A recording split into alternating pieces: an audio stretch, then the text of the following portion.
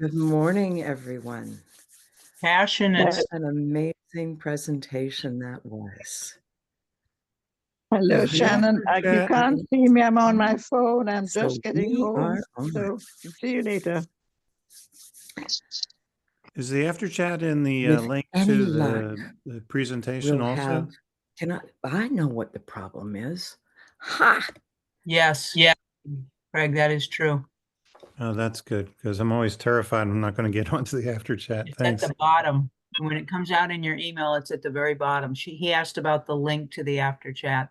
Was it over there in that first email too? The emails. Thanks very much, Tricia. Yeah, I had my the Humanity Rising on my phone and you guys not on at all.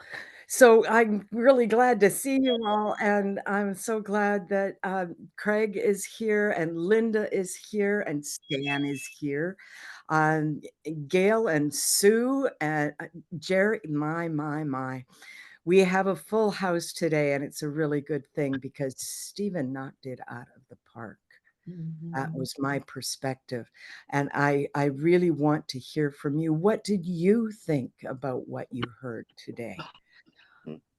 What a passionate guy with a sense of humor too. Yeah, I want more of that, and I really look forward to more. And I saw your applause, Craig. That was really good. Yeah, he really he's been watching this for a very long time.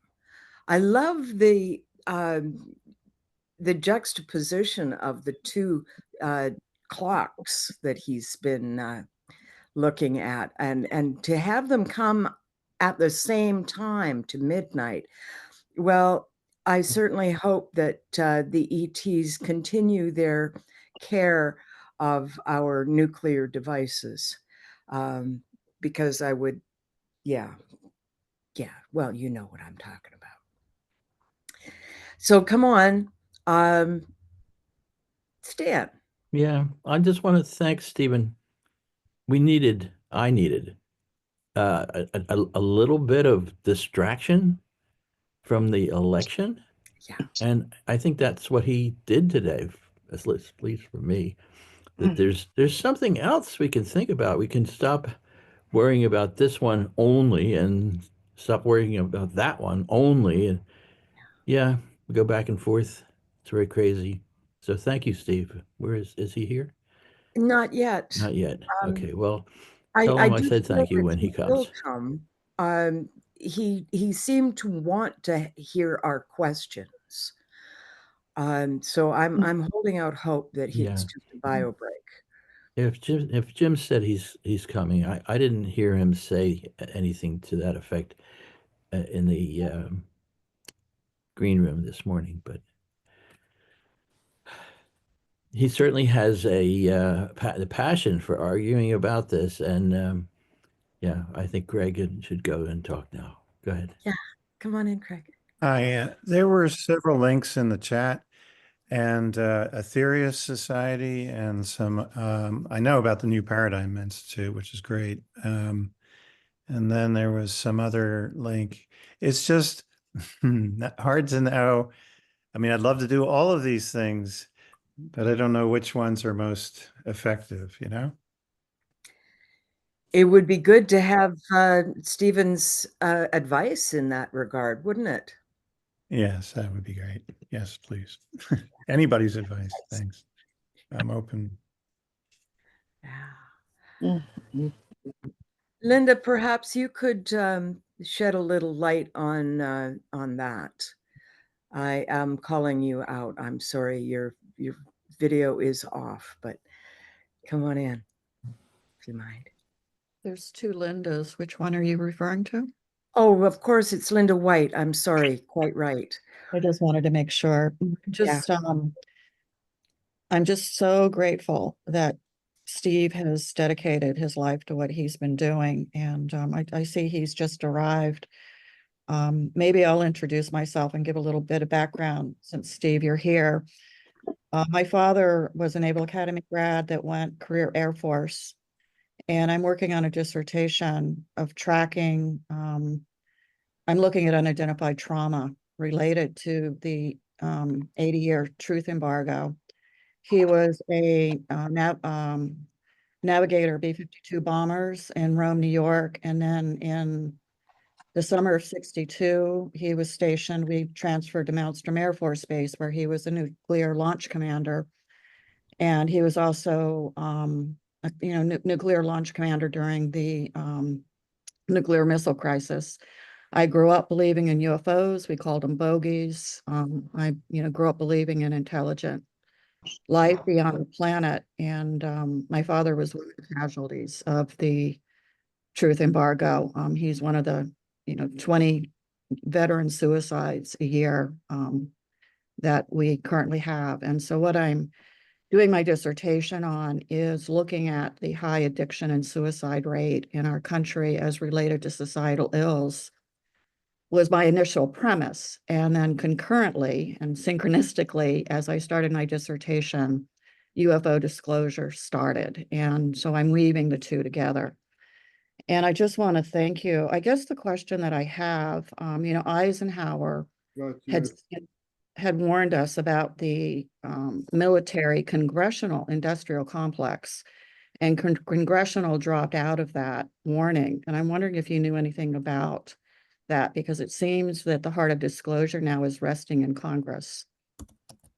Yeah, he was gonna, it was originally congressional. He was told not to do that. And obviously the reason was this, he's attacking Congress, right, in his farewell speech, which is not going to be taken well by Congress.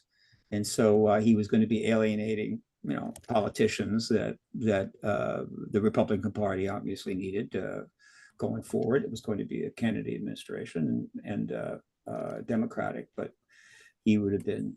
It was not a diplomatic move. So he changed it to military and industrial complex, which is actually more appropriate, because while initially at that time it was a military and a congressional matter, it turns out that very quickly it became an industrial matter, in the sense that a lot of these programs were being pushed into the private sector, and they were using our companies to deal with it. Now, they've done that before. During the war, obviously, big companies in the United States converted over to making weapons and warfare, and everybody was fine with that. Okay, no problem. So what's the big deal? I think that he was seeing that this issue was going to get shoved into that sector. Also, he was a little concerned that these companies that made a lot of money by servicing the war might like the idea of continuing to do that, meaning let's have some more wars so we can create all, build all this stuff. And so I think he was more correct. Congress became a problem.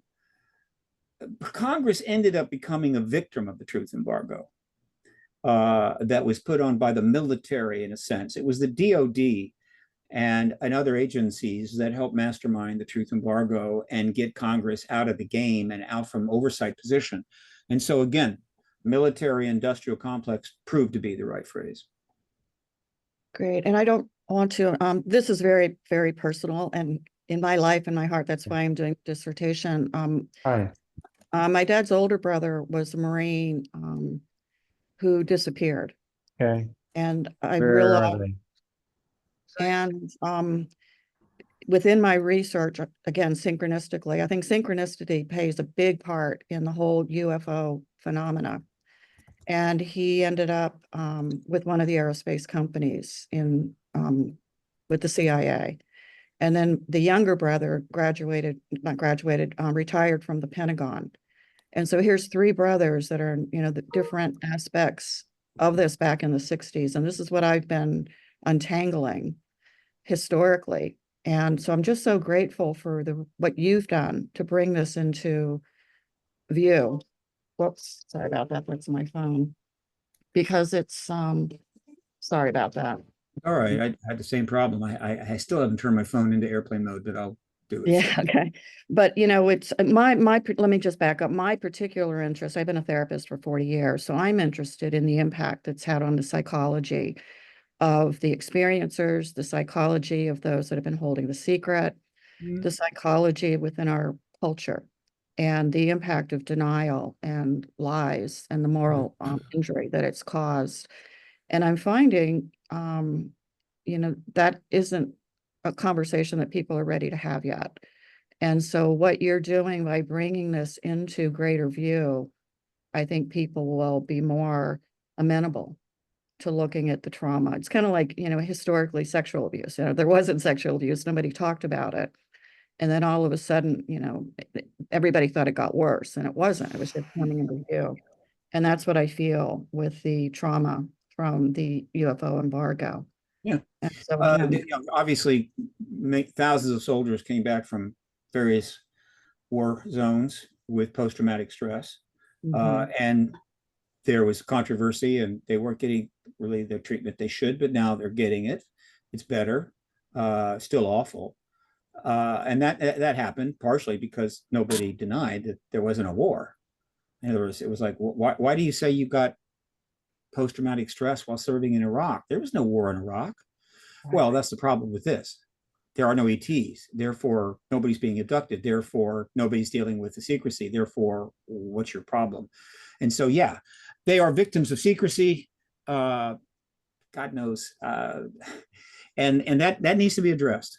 But the contactees, in particular, I've had probably a lot more problems than we can imagine yet. None of this is going to get properly addressed until we get disclosure. And so, yeah, disclosure will lead to addressing of those problems and a lot of other things. But it is frustrating, again, because you want to help them, but the thing that's causing them a problem never happened, and it just puts them in limbo. But governments do what they do, and they do a lot of harm, and it's our job to fix that when we can. But that will get addressed, and it will be a very significant field of study, I think, in the post-disclosure world. I see books, I see documentaries, and that's another reason to get the post-disclosure world. So nice people like you can see the results of these efforts bear fruit. thank you. And just one last comment. I mean, the essence of what I'm bringing forward in my dissertation is the importance of relational resonance in healing trauma. And I just had to smile when you mentioned New Zealand, because I did move there for 10 years because, and I'm from Annapolis, Maryland. And so I knew, the intensity of and the potential for nuclear war. And yet nobody was talking about that. And I moved to New Zealand for 10 years, and here I come back in the heart of this mess. And so I really personally believe a lot of this political distraction is because they cannot keep the secret any longer. And that's distracting from this truth coming out. And they're clawing and fighting. There are those that are prepared to resist until the very end. There's nothing shocking about that. They're basically losing. In fact, they really lost already. And I sort of gloated about that a while back. I was saying, the truth embargo is over. They've lost. They just don't know it yet. And that's kind of true. But as things have developed, both domestically and foreign, I said, stop gloating, Steve. Stop gloating. Yeah, they really have lost, but we still haven't gotten disclosure, and we're headed for the abyss. And so let's less gloating and more action. We're running out of time. Thank you so much, Steve. I'm Shannon MacArthur. I moderate the conversation here in the after chat, and Nina's got her hand up. Come on in, Nina. Well, I actually say my name Nina. Nina. And I'm struck by a parallel thing here between what Linda is saying and what Steve has been saying. What we're looking for is a paradigm shift. And the paradigm shift needs to happen in terms of human healing and in terms of human willingness to acknowledge and go back and do the hard work, the emotional work. We're emotional beings. And unless we address the effects of years and all the trauma that we have swallowed and stuffed and thought we could just go on with a rational approach, that has to be part of the healing paradigm. If we're going to move consciousness to a higher level, it's got to happen. Yeah, it's one of the things that is not measured because it's awkward and But most it is people would. becoming apparent in our whole uh, our war about the election. People's the pandemic, people's nervous systems got totally discombobulated. People are beginning to understand that they've got to get their nervous system in a regulated state before they can use their brain.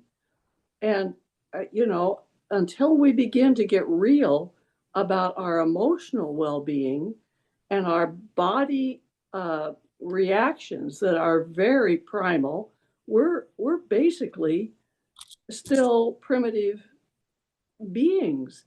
And our bodies know when there's danger before our heads know anything about it. And unless we start dealing with the human condition as needing body awareness and somatic healing, we're not doing the whole job. We're not going to get there.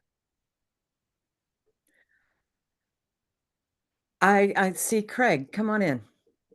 I agree with Nina completely. I think there's past life trauma, this life trauma, and we could redeploy our resources to healing that and healing physical ailments and other things, and providing housing for everybody, healthcare, et cetera, et cetera. We need a complete mind change of how we live on this planet. Complete 100% mind change. Like we're Boy Scouts and we leave the planet better than when we came here. We take care of the environment. We get rid of the nukes. We perhaps get rid of nations and don't have this competition and stuff. We work together. Anyway, and you know, I put in the comments that I had this thing before I was born, I asked to come back, and I was told you have to try and get rid of the nukes. And I said, how? And they said, we don't know how. And then I saw a white light, and then I'm in a bed and trying to figure out where I am, et cetera, et cetera. And then, you know, I was on a nuclear missile submarine out of Groton, Connecticut, and they said, fast mover, fast mover. And they brought us back and got us off the sub, and they went back out looking for whatever it was. They said it wasn't Russian. You know, I suspect it was a USO. Anyway, and I had, you know, experiences when I was young with ETs. But anyway, the whole thing, I fought against nuclear weapons and for a nuclear weapons freeze for 2 years in college, and organized bus trip, you know, things, and lobbied for it and all this stuff. Anyway, it's just all very important. And you know, the ETs, I think we've been told, experiencers have been told, we have to take care of things here. They can't do it all for us, you know? So I don't know what the answers are. And I don't know whether the Aetherius Society is better to join and help, or the International Change Network. I know the New Paradigm Institute is fantastic, and Danny Sheehan and you, Steve, and I thank you all very much. Thank you so much. Steve, would you like to respond to that? Or I have another question for you. Let's say that there's always been a very substantial number of people that want to take care of the planet, take care of their fellow human beings, to have justice, peace, all that. They've always been there. I think they outnumber the people that just really thrive on destruction. But we don't need many people like that to guarantee continual chaos. So the thing is that they need to have a platform or a circumstance where they can effectuate their intentions. And government takes that away all the time. Plus timing. We're in a point right now where there's some things that have got to get done, or all of these other hopes and dreams and aspirations for change and improvement will not matter. And so now the focus has got to be on getting a particular job done. And in this case, it is getting the disclosure event. And the lead there is New Paradigm Institute. So one of my number one priority is supporting the New Paradigm Institute in any way that Danny and Jim want. And I do what I can. Okay. And that includes letting people know that they need a lot of money. And there are a lot of people out there that have a lot of money, but they're choosing to give it to the wrong things, like candidates. You know, it's like, I'm going to give $50 million to elect this candidate. Then the person loses the election and the money is completely wasted. I don't know why they keep doing this. But there are good people out there that have the money that could make the New Paradigm Institute an absolute force. Not that it isn't already. So I do what I can to direct people that way. Paradigm Research Group is tiny, but it's flexible and can move quickly. And so I just converted it to a nonprofit, and shortly I'll put up a donation page so that I can receive tax deductible funding from U.S. citizens. And where Danny needs millions, I just need tens of thousands in order to get some projects going and have make a contribution here, not only from Paradigm Research Group's point of view, but also contributions to help Danny. In other words, the more effective I am, the more things I'm doing, the more I can help the New Paradigm Institute. So there is what is needed. We need to channel resources to the point of the spear, I guess you could say, to get something done. If we can get that done, we can then create a circumstance, hopefully post-disclosure, where those of good feeling, good intentions, and good heart who want to do the right things to make our society better can do that, right? But you know, take those people in Russia and in Ukraine that want to end war, that want to make things better for their fellow citizens. It's really hard to do that when the two nations are at war, slaughtering each other. And so governments are constantly stripping away from the good people the ability to really make change. And so we've got to address those problems, what we'll call circumstantial governmental blocks and policies that are preventing us from being able to do the right thing. This is two different sets of challenges. And I'm on that set where there's certain things that have to be done governmentally so that other people can then follow through and do what needs to be done. But that doesn't mean I don't appreciate and admire everyone out there that is trying to do the right thing. There are so many of them, and it always saddens me that the work of so many is being thwarted by the bad behavior of so few. Thank you so much, Steve. Anne, you're up. Hello, Anne. Thank you, Steve. Hello. I have two questions. Are you also involved in cooperating with other nations about this movement? And also, what is your take on citizens like me, us doing C5 evenings started by Stephen Greer? And I have other questions, but I'll stay there. The CE5 work is really cool. It's logical and appropriate, and it is fine. And the fact that more and more people are doing it just reflects the fact that more and more people have fully acknowledged and accepted that we're not alone. There is evidence that there is a kind of interaction that can take place. And so this is great. Now, is this going to have much impact on the decisions of the United States Congress? No. Is this possibly a positive thing with respect to the ETs? If I'm an ET and humans are going out of their way to try to engage us in CE5 events, I kind of like that. Would that affect their ultimate intentions with us? I have no idea, but it's perfectly okay. Now, in terms of other nations, look, dealing with other nations is not easy.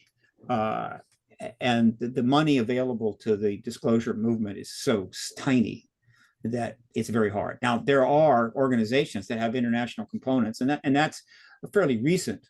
But the internet makes it possible for activists and others around the world to connect.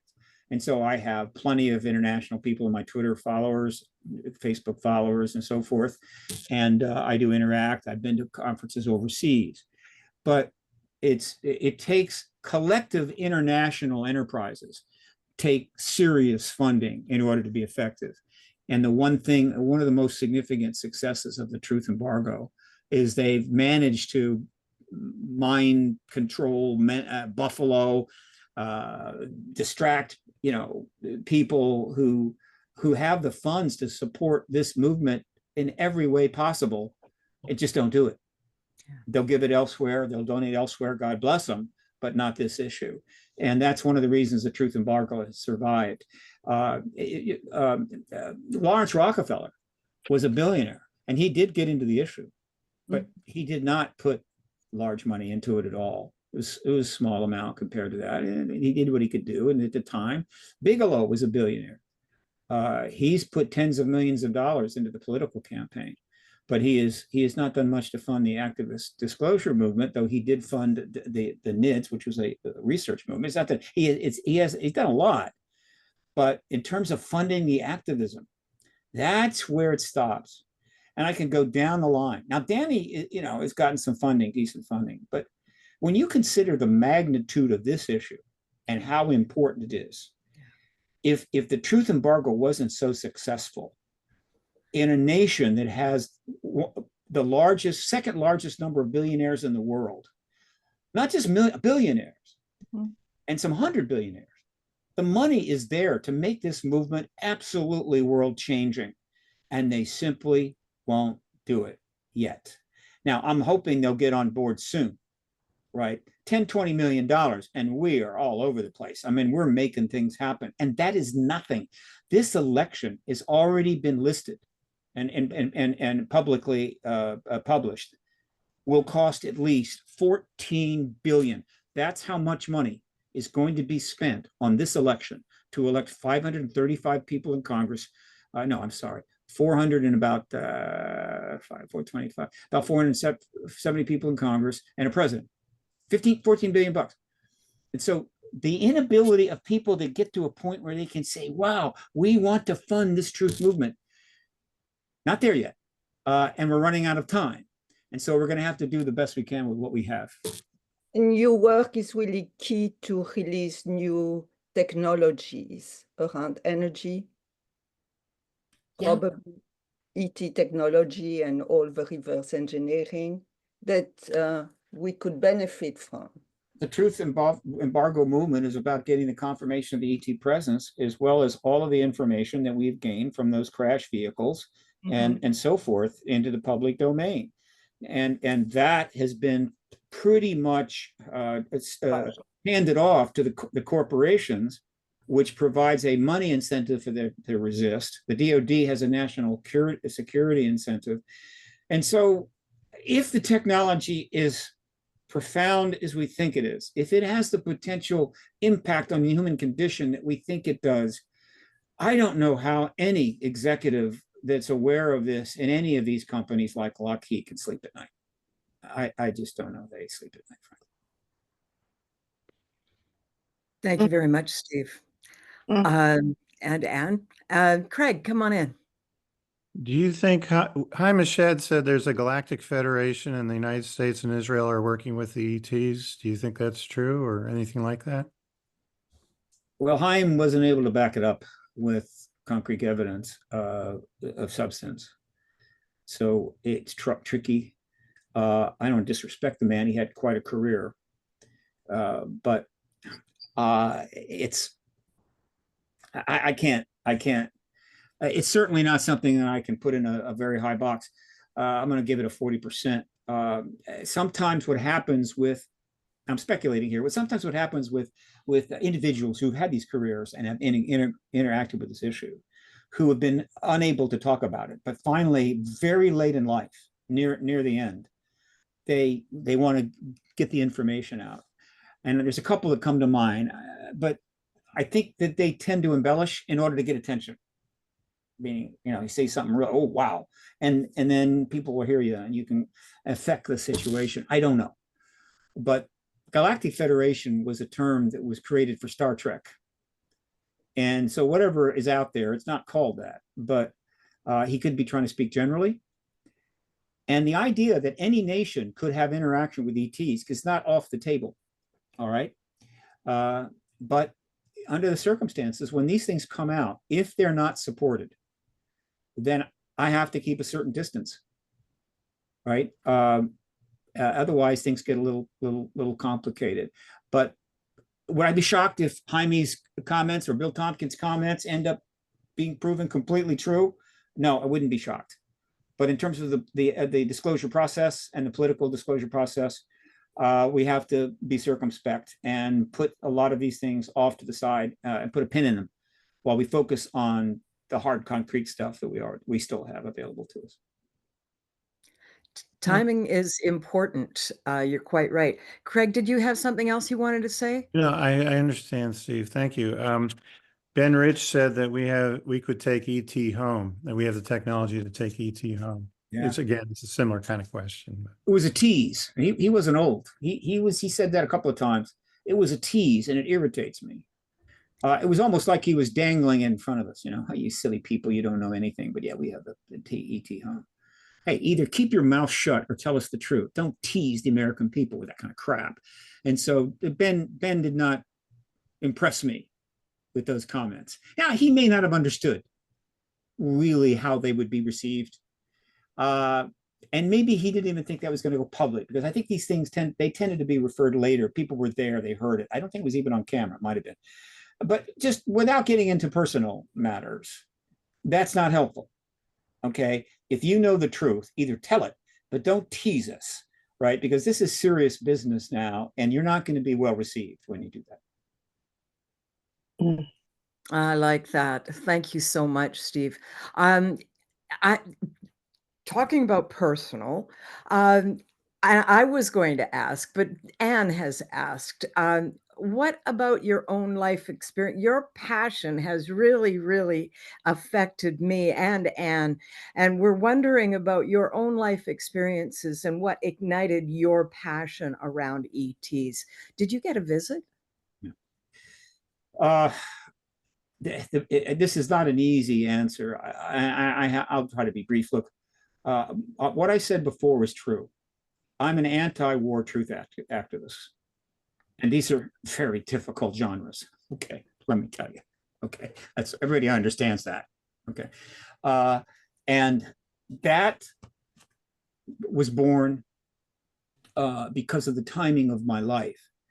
I was conceived by my mom and dad in March of 1996, just 6.5 months or so after 6.5 months after the bombs were dropped in Japan. I was born in December of 46, just 6.5 months or 7 months before Roswell. And so I start my life at the beginning of the truth embargo, the ET era, as well as the nuclear arms era of mutual assured destruction, literally. But I'm a Navy brat. I'm just a military brat, and everything is socialism, and everything is fine. You got a basic paycheck, nothing to worry about. You got your housing, medical, all that stuff, and then you're just living that life, not really paying attention to much. But I come of age, and at the age of 18 or 17 when I leave for college in 1964. And I'm not in college 4 months before suddenly the Vietnam War just comes washing in like a stink, like one of those stinky weed patches in the ocean to show up. And within a short amount of time, all the illusions I had about my country were shattered, just literally shattered. And very quickly, I'm drawn into this. And it completely upturned my life and affected me in a lot of ways. And literally, I spent the formative years trying to get through school while watching the United States carpet bomb civilians with napalm until it became unbearable. Then I watched the anti-war movement. I watched the marches, participated in a couple. Then I saw the riots. And it went downhill from there. Meanwhile, of course, I am aware, I'm a physics major, so I sort of understand physics a little bit, and that gave me a little more insight into the nuclear issue. And so early on, I became overwhelmed by the incapacity of the human race as reflected through the leaders of 200 roughly nations and sovereign areas to deal with the obvious, that we're going to build nuclear weapons. We're going to make so many of them that we're going to agree we can't use them. It's called mutual assured destruction, which is interesting. It's a kind of odd way to go about it, but it seemed effective.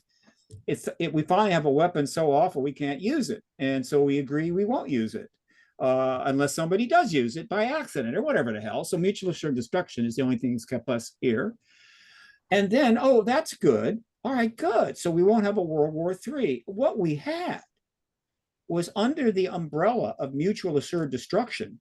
Every one of the nuclear powers could go bomb the hell out of another country, and another nuclear power couldn't intervene because that would start a war, and you can't have that war.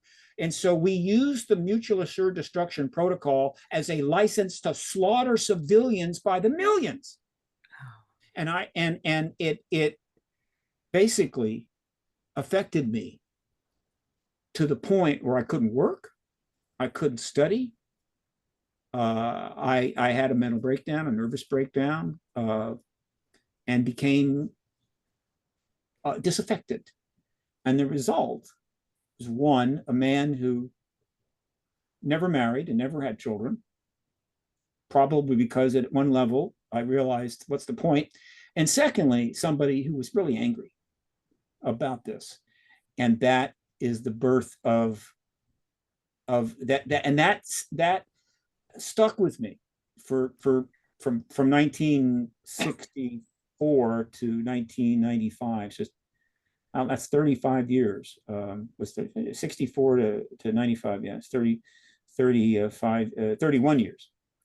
And when I made the decision that if I'm going to do something with my life, I've got to do it right now, and I entered this issue, not knowing exactly how I was going to engage it, but I knew it was important. I knew it was the most important issue in the world, and that's what I want to do. I'll volunteer, whatever the hell. Once I got in it, I realized that I couldn't do it. I wasn't a researcher.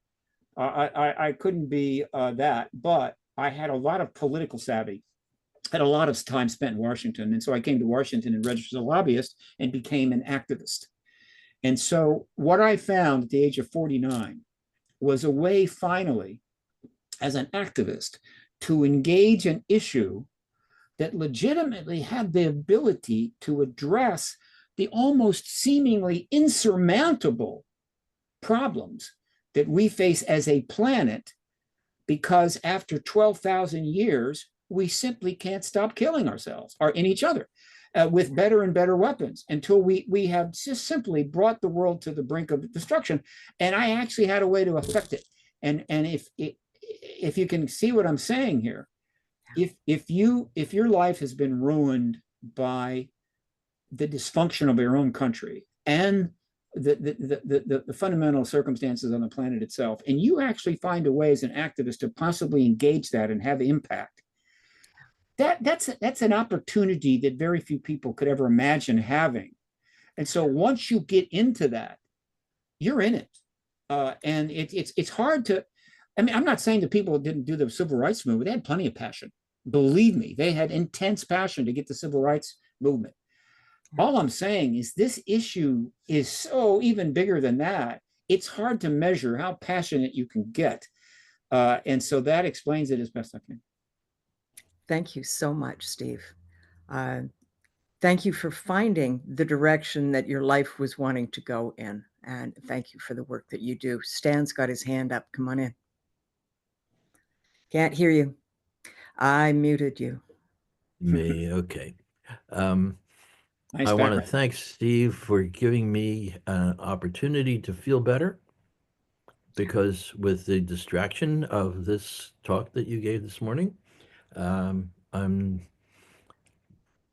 distracted from the other thing that I'm worried about. How important that is, I don't know, but it does seem better to have an alternative thing to have nightmares about. Provided a more entertaining nightmare. I'm happy. Yeah, something like that. But I have this funny thing to talk about. Yeah. It has to do with the reality of realities. The universe is infinite. The universe and time, our understanding of time is relatively infinite. Mm-hmm. And that means that our history, written from somewhere in the future, is going to be different than what we can imagine it to be today. But the one thing I can say about the future is that it's going to exist. There's no way for us to get rid of the future. Mhm. Even if it turns out to be total destruction of the whole galaxy, doesn't matter. There's still going to be a future. Yeah. So, with that in mind, um, what the history books say about this period will be very important, and we can't tell what they'll be saying uh, right while we're here stewing in it. Um, but it will exist. There will be a future, and most likely, planet Earth will still exist in the reasonable distance of future, and most likely, we'll figure out how to stop killing each other somehow into the future.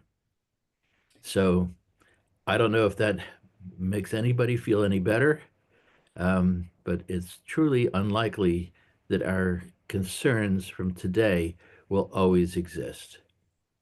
Of course not. So, yeah. Of course So not. we're going to get it. We're going to get past it.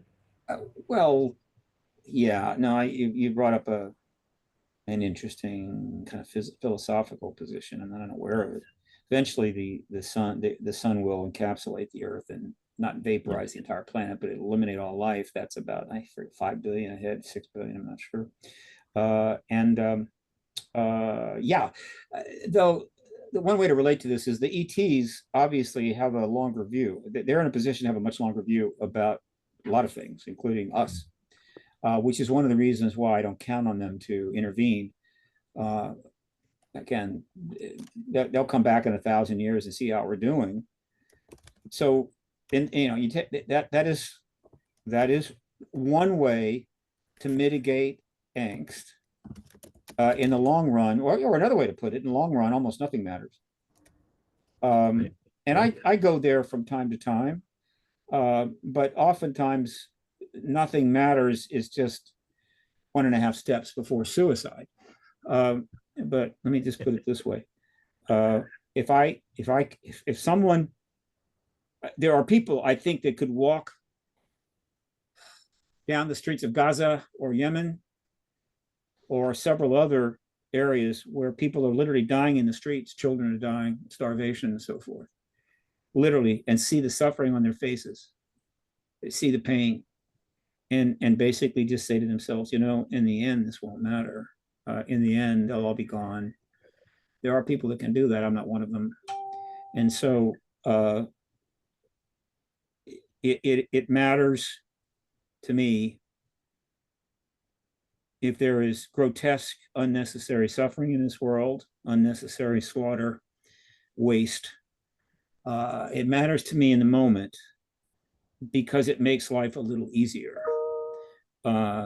To think that, well, I say it makes it a little easier. It makes it easier to go to sleep at night. And that matters. I want to be able to sleep. And lying there in the bed going, in the end, the sun is going to encapsulate the earth. Or if we have a nuclear war, there'll still be some survivors hanging around. That doesn't help me sleep. What helps me sleep is knowing that I'm trying to do something, like many others, to sort of end this madness and improve a lot in the prospects of not only the human race but the planet itself, because humans are not just content with destroying each other by the millions. They're more than happy to obliterate the environment or make it unlivable. I mean, we are an out of control species that needs to be spanked really hard, but not nuclear. Yeah. I think, in a way, when the ETs shut our nuclear weapons down, that was a spanking. That was, a couple of smacks on the ass, like, get it together, people. So again, I try, I philosophically go there, but it doesn't help me. I need to stay in the moment. Yeah, and I'm right with you, and I think the group of people that are here and hanging out with Jim Garrison and Humanity Rising are all wishing for a similar relief from what essentially is torture, mental torture. We're all being stressed no matter whether we can feel good about some part of it or another, it's still stressful. And so, yeah, And we do we're all better here. together, Stan. That's We right. do Well, better together. And that's why. I'm very grateful for this community. And I'd like to go on to Giorgio, if I may. Giorgio, how are you, sir? Good Been to a see while. you again, my friend. Yes. Um, here in Peru and summer, the sunlight is coming out finally. Good. Winter is ending. Political situation is going down the drain. What's going down? Oh, the political situation is. Really? I'm sorry to hear that. Anyhow, let me ask the question.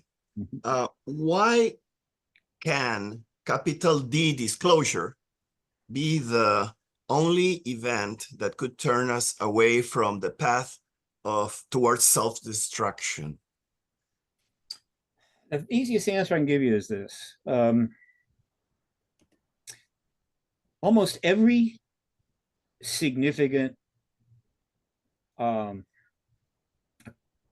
change, every instance in which nations or large groups of people have been able to change their behavior, take a different path, every instance involves a worldview change.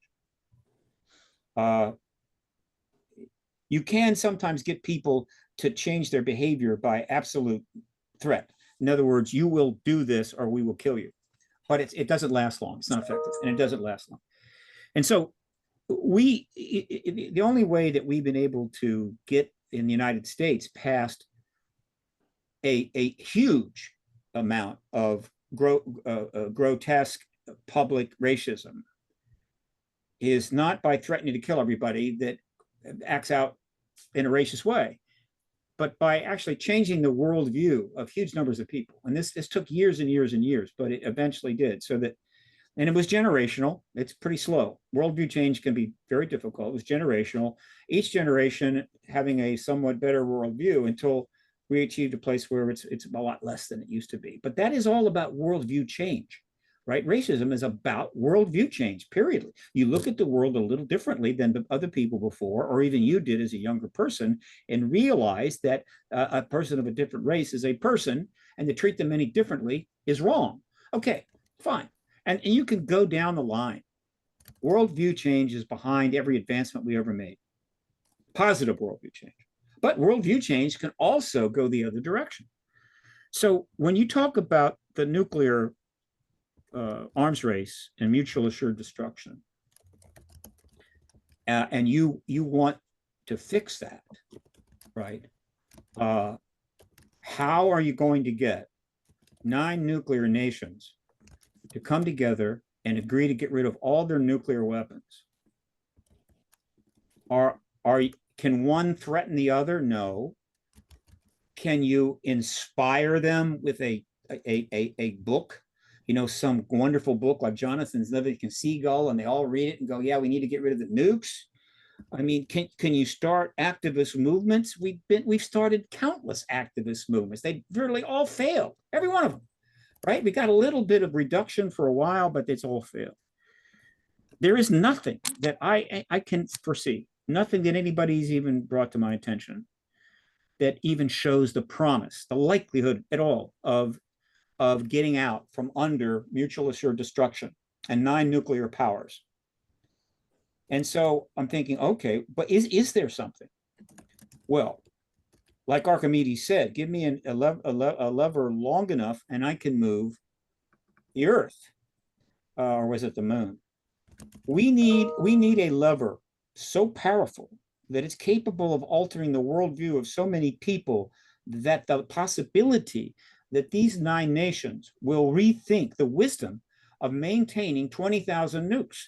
And the only worldview change that even comes in the ballpark of that is the full global awareness, confirmation, and knowledge that we're not alone in the universe. There's other civilizations. Not only that, but they're engaging us. Not only that, but we have some of their technology. This is a worldview shift of such magnitude, we don't know how to measure it because it's never happened before. Nothing has come close to this. Some people will point to the birth of Christ or the Christ era when this gentleman came into being, and whatever happened then triggered what eventually became the Christian religion, which is now practiced by 2 billion people. Except it took 2,000 years. It took hundreds of years before it got out of Palestine. And so, yeah, it was a worldview change. People started seeing the world a little differently, and that was a positive. We don't have 2,000 years. We're lucky if we've got 12 months. And so, but 50 years ago, we had 50 years. So, yeah, we had 75 years to deal with this, and we have failed. We have tried everything. It doesn't work.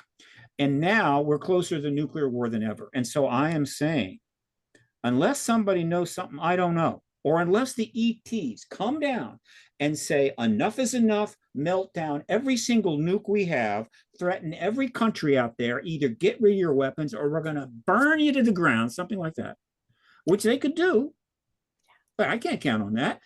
What do we got in our toolbox? We got one thing. We've got the truth embargo ending. We've got confirmation of the ET presence. And then we have a mass global movement to inform everybody, to talk about it, engage it. That's what the New Paradigm Institute is going to be set up to do. That's what PRG wants to help with. And then start rethinking everything that we're facing, all the problems we face in this new world situation with a new perspective. I think we have a shot. But as I said before, we may still have a nuclear event after disclosure. We could have disclosure by the end of the year, and somebody shoots off some tactical nukes in the Ukraine 2 months later. Okay? And then the point I make about that is our chances of handling that are better in a post-disclosure world than they are now. If two nuclear tactical weapons are used in that war, we could be in global nuclear war within days or months or weeks. Okay. But post disclosure, we might say, wait a minute, don't jump to conclusions here. That was a terrible thing. But, there's a whole galaxy out there maybe waiting for us. We may have star travel soon. Let's not get carried away. And we still might have a nuclear war. But I'm just suggesting that disclosure improves our prospects. Therefore, that's what we have to do. It's the best way I can put it, Giorgio. I like that. Giorgio, you want to respond? Thank you, Steve. Good to see you again. Yeah. I took note. I took notes. Okay. That's the best answer I got. Excellent. I'm going to go on to Jay Paul now. Thank you. Thank you for your question, Giorgio. And Steve, thank you. Great appreciation for all you're doing. I have 3 questions here, and I know you're tired anyway. No, I'm not tired. I'm just thinking. Okay. I'm okay. Okay, you're thinking. Yeah. To me, it seems the timing, times and timing. I think this is absolutely brilliant to go with a lame duck president to the timing in between. That would that is a real nice portal. I mean, regardless of who wins but this is key. And so we have those number of hours to get this disclosure, to get closure to disclosure. I think it's one thing. I'm on a similar timeline that you in terms of 64 is when I began college and university, and then the whole Vietnam War thing. So I'm with you. The first question I have is, how do we as citizens deal with the fact of an 80-year lie? And how can we get in? Because it's part of that, of course, is a new world view. But how do we? There's 3 parts here. How do we deal with the fact that we've been lied to, and there's been this disinformation, conscious disinformation?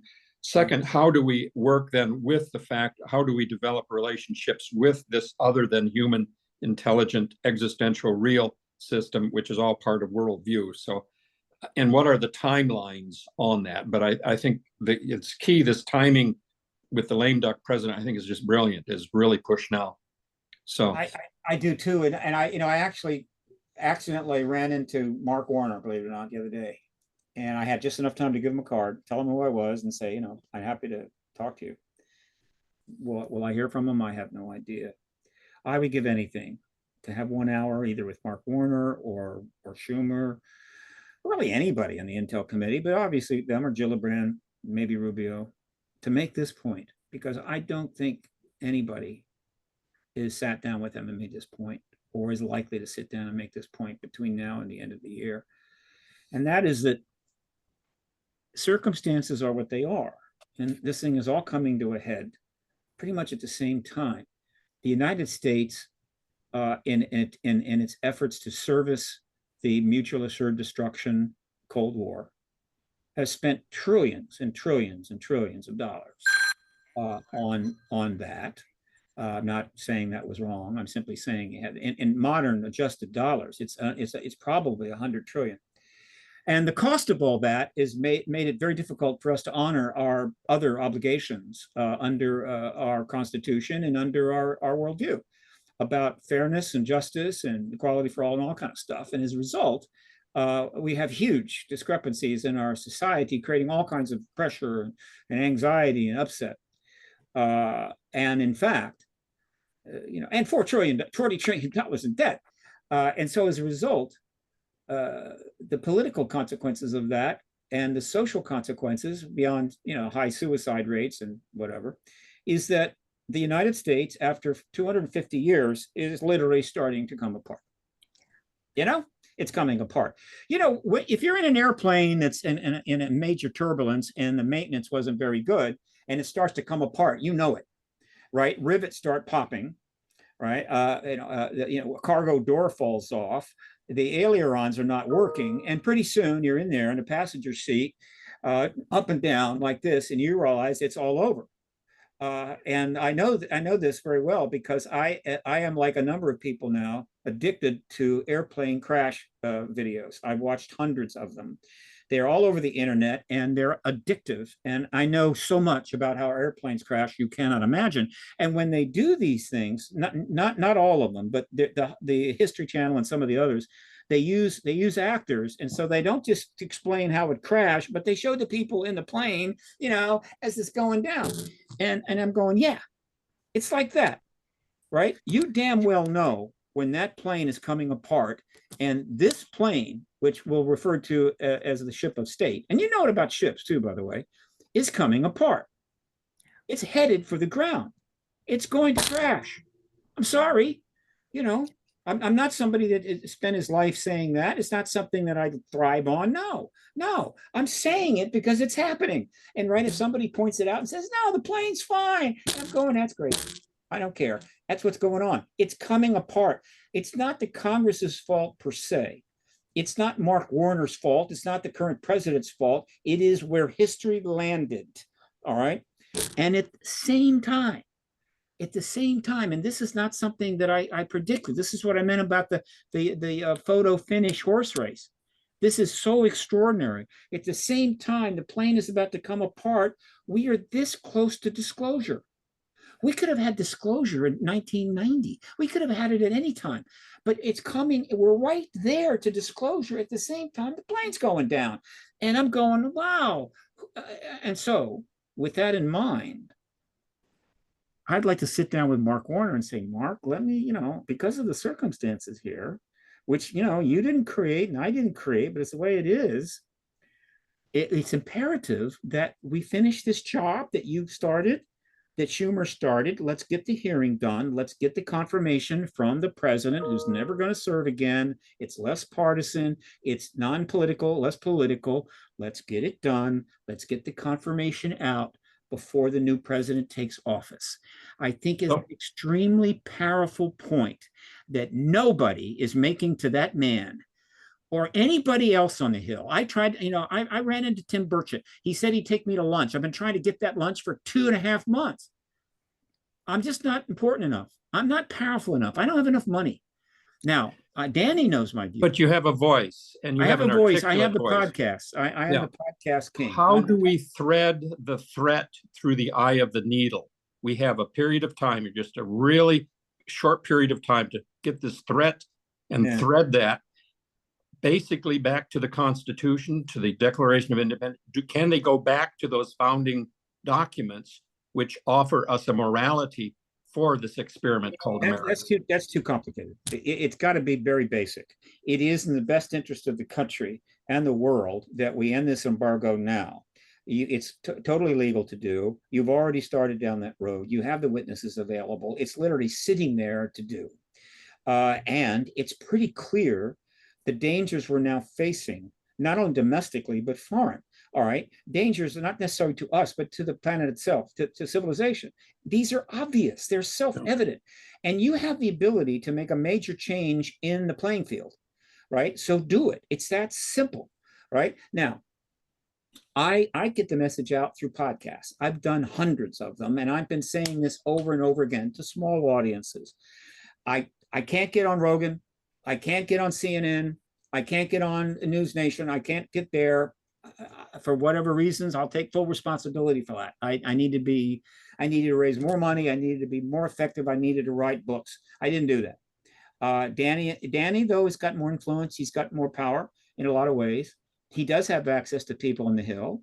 And, you know, I think I have related to him. He knows my position on this, and Jim Garrison knows about it.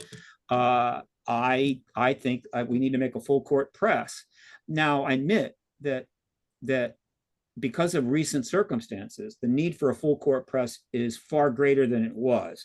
In other words, my view on this is actually tripled in the last just 2.5 weeks. I won't go into the reasons, but it has. And so when I meet with Jim tonight for dinner, I am going to basically say to him what I've just said to you, is that I'm going to recommend that the moment the election is over, no matter who wins, we need to get aggressive. We need to maybe go into that zone that John Lewis called good trouble, not forcing people to hit us over the head with a baseball bat, but rather, here's an example. Here's what I'm going to tell Jim that I think we need to do. We need to get 6 or 7 people together who are substantive. Obviously, Danny, maybe Colonel Nell, possibly Elizondo, myself, David Grush, Nolan, Bob Salas, whatever. We need about 6 or 7 people. We need to get the funds to be able to put them up in a hotel. And then all 7 of us need to go up on the Hill and start walking the hall. And what I mean by that is you walk the hall and you go into an office. And I'm talking about, obviously, the office of the Senate Intel Committee members. There are 17 of them. And you say, look, we have something important to discuss with the senator. Senator's not available. We'd like to discuss with your national security fellow. National security fellow is not available. We'd like to discuss it with your chief of staff. Not available. We want to talk to your chief legislative aide. And frankly, we're not leaving until we talk to somebody. And we talk. And then we go to the next office and we continue in the halls of the Senate. And then we go to the House if necessary. And we keep pushing this message. We have to have that hearing until we irritate people, until they get angry and say, damn it, leave us alone. Don't come in this office. I don't care how many medals you have. I don't care how important you are. We don't want to talk about this, and you're disrupting our day. So how many hours and days do you have to do that? And when do they take the leave for Thanksgiving? When do they take the leave? How can you time that? Well, there's always people in the office. There's always people in the office. Right now, some of the offices are not available because of death threats. They're locked down. Let me repeat that. Some of the offices are not available because of the death threats to the member. They are locked down, and you can only get by appointment. Just run that around in your head for a while, okay? But there are plenty that are, and I've done it, been up there, but it's just me, okay? And so in order to get disclosure before inauguration, the hearings have to start probably no later than January 7, 8, around in there. The 10th at the absolute latest, but really early January. Okay, that's Could you announce a schedule November 13th? Would you have a schedule to announce at that time? They're the one that set the schedule. Our message is you got to do it as soon as possible. In other words, we're going to have a election on the 5th. They're going to have a hearing already planned on the 13th. Fine. Okay. Maybe wait until after that hearing. No problem. Don't interfere with Nancy Mace's project. Don't try to distract from it. So she has the hearing on the 13th. We show up on the 14th, making the rounds. 8 of us into the office, Warner's office, Gillibrand's office, Brown's office, every single member of the Senate, and you say, we're not leaving until we talk to somebody about something of importance. What do you want to talk about? About the fact that we need to finish what you all started years ago with the first piece of legislation sponsored by Marco Rubio. We need to finish what we started. We need to have that hearing. There's 20 witnesses right now ready to testify that will blow the truth embargo to bits. And once that is done, the president will be able to come forward, and that will be Biden, end the truth embargo. We'll have weeks to sort of get used to that as we move towards the new president. And that new president, whomever that is, will have all of that already out of the way as they sit down in the Oval Office and decide what to do with regard to their presidency in the post-disclosure world, as opposed to just handing it into the future with nothing done, chaos reigning everywhere, and then, okay, and then watching the president fail so the other party can rip him to pieces. That is the message we need to tell them. And we can do it all through November and still have December. We could do it late into December. We've got probably a good solid 6 weeks to roam those halls until either they carry us out, they give us armpit taxis out the door and told that we are not allowed to ever come back. In other words, you're not going to be allowed in the Senate until after the president takes office, and we are prepared to put you in handcuffs. That is what I call good trouble. And that is what I'm going to tell Jim tonight. And so you can also tell them you'll be giving new meaning to Santa Claus. I am not a religious person, and I'm not even going to use that. I'm not going to even use that metaphor because the vast majority of people on the planet don't believe in Santa Claus. Okay, well, I'm just going to say that it will be a great gift to humanity if you accomplish this. It will absolutely be a great gift to humanity. Can you imagine? Just think about this. You are a member of the Senate. You are a member of the Senate Armed Services Committee, which is where the initial focus is going to be. Though I think we'll visit some of the House people. We should visit some of the House people. And you're a member of you're the 17 members. And up until we know who they'll be up until January 3, and then you're going to possibly have a slight change in the membership after January 3, depending on the election. There's still time to hold a hearing, but you're a member of that Senate, and you have brought these witnesses in, and you have listened to them and asked appropriate questions, which we know they will, for a week. And the testimony is earth-shaking, and millions of people are watching it because the live feed will be going out worldwide to this. This won't be the Grush hearing. This will be like the Nixon hearings times 10. And so the world is on fire. Everybody's getting excited. The truth embargo is crumbling as the testimony is overwhelming. And then some backroom meetings, little discussions, and the president comes forward and confirms the ET presence, and we enter the post-disclosure world. Can you imagine the esteem that every single member of that committee is going to be held by the entire human race and future history? They will become legends. They will be talked about for 1,000 years. These are the men and women that finally ended the greatest lie of all time and opened up a new paradigm of unprecedented power and importance. These are the people that did it. That's the message I want to give them. That legacy is at your fingertips if you'll just do it. Yes, that's the way I see it, Steve. Thank you so much. Thank you. Absolutely. Thank you very much. Thanks, J. Paul. I'd like to go on to Craig and then Sue and then Sarah Sue. Come on in, Craig. Yeah, the University of Virginia has a whole department that studied reincarnation for like 40 years and proven it. And so as Jeffrey Mishlove has talked about it on New Thinking Aloud.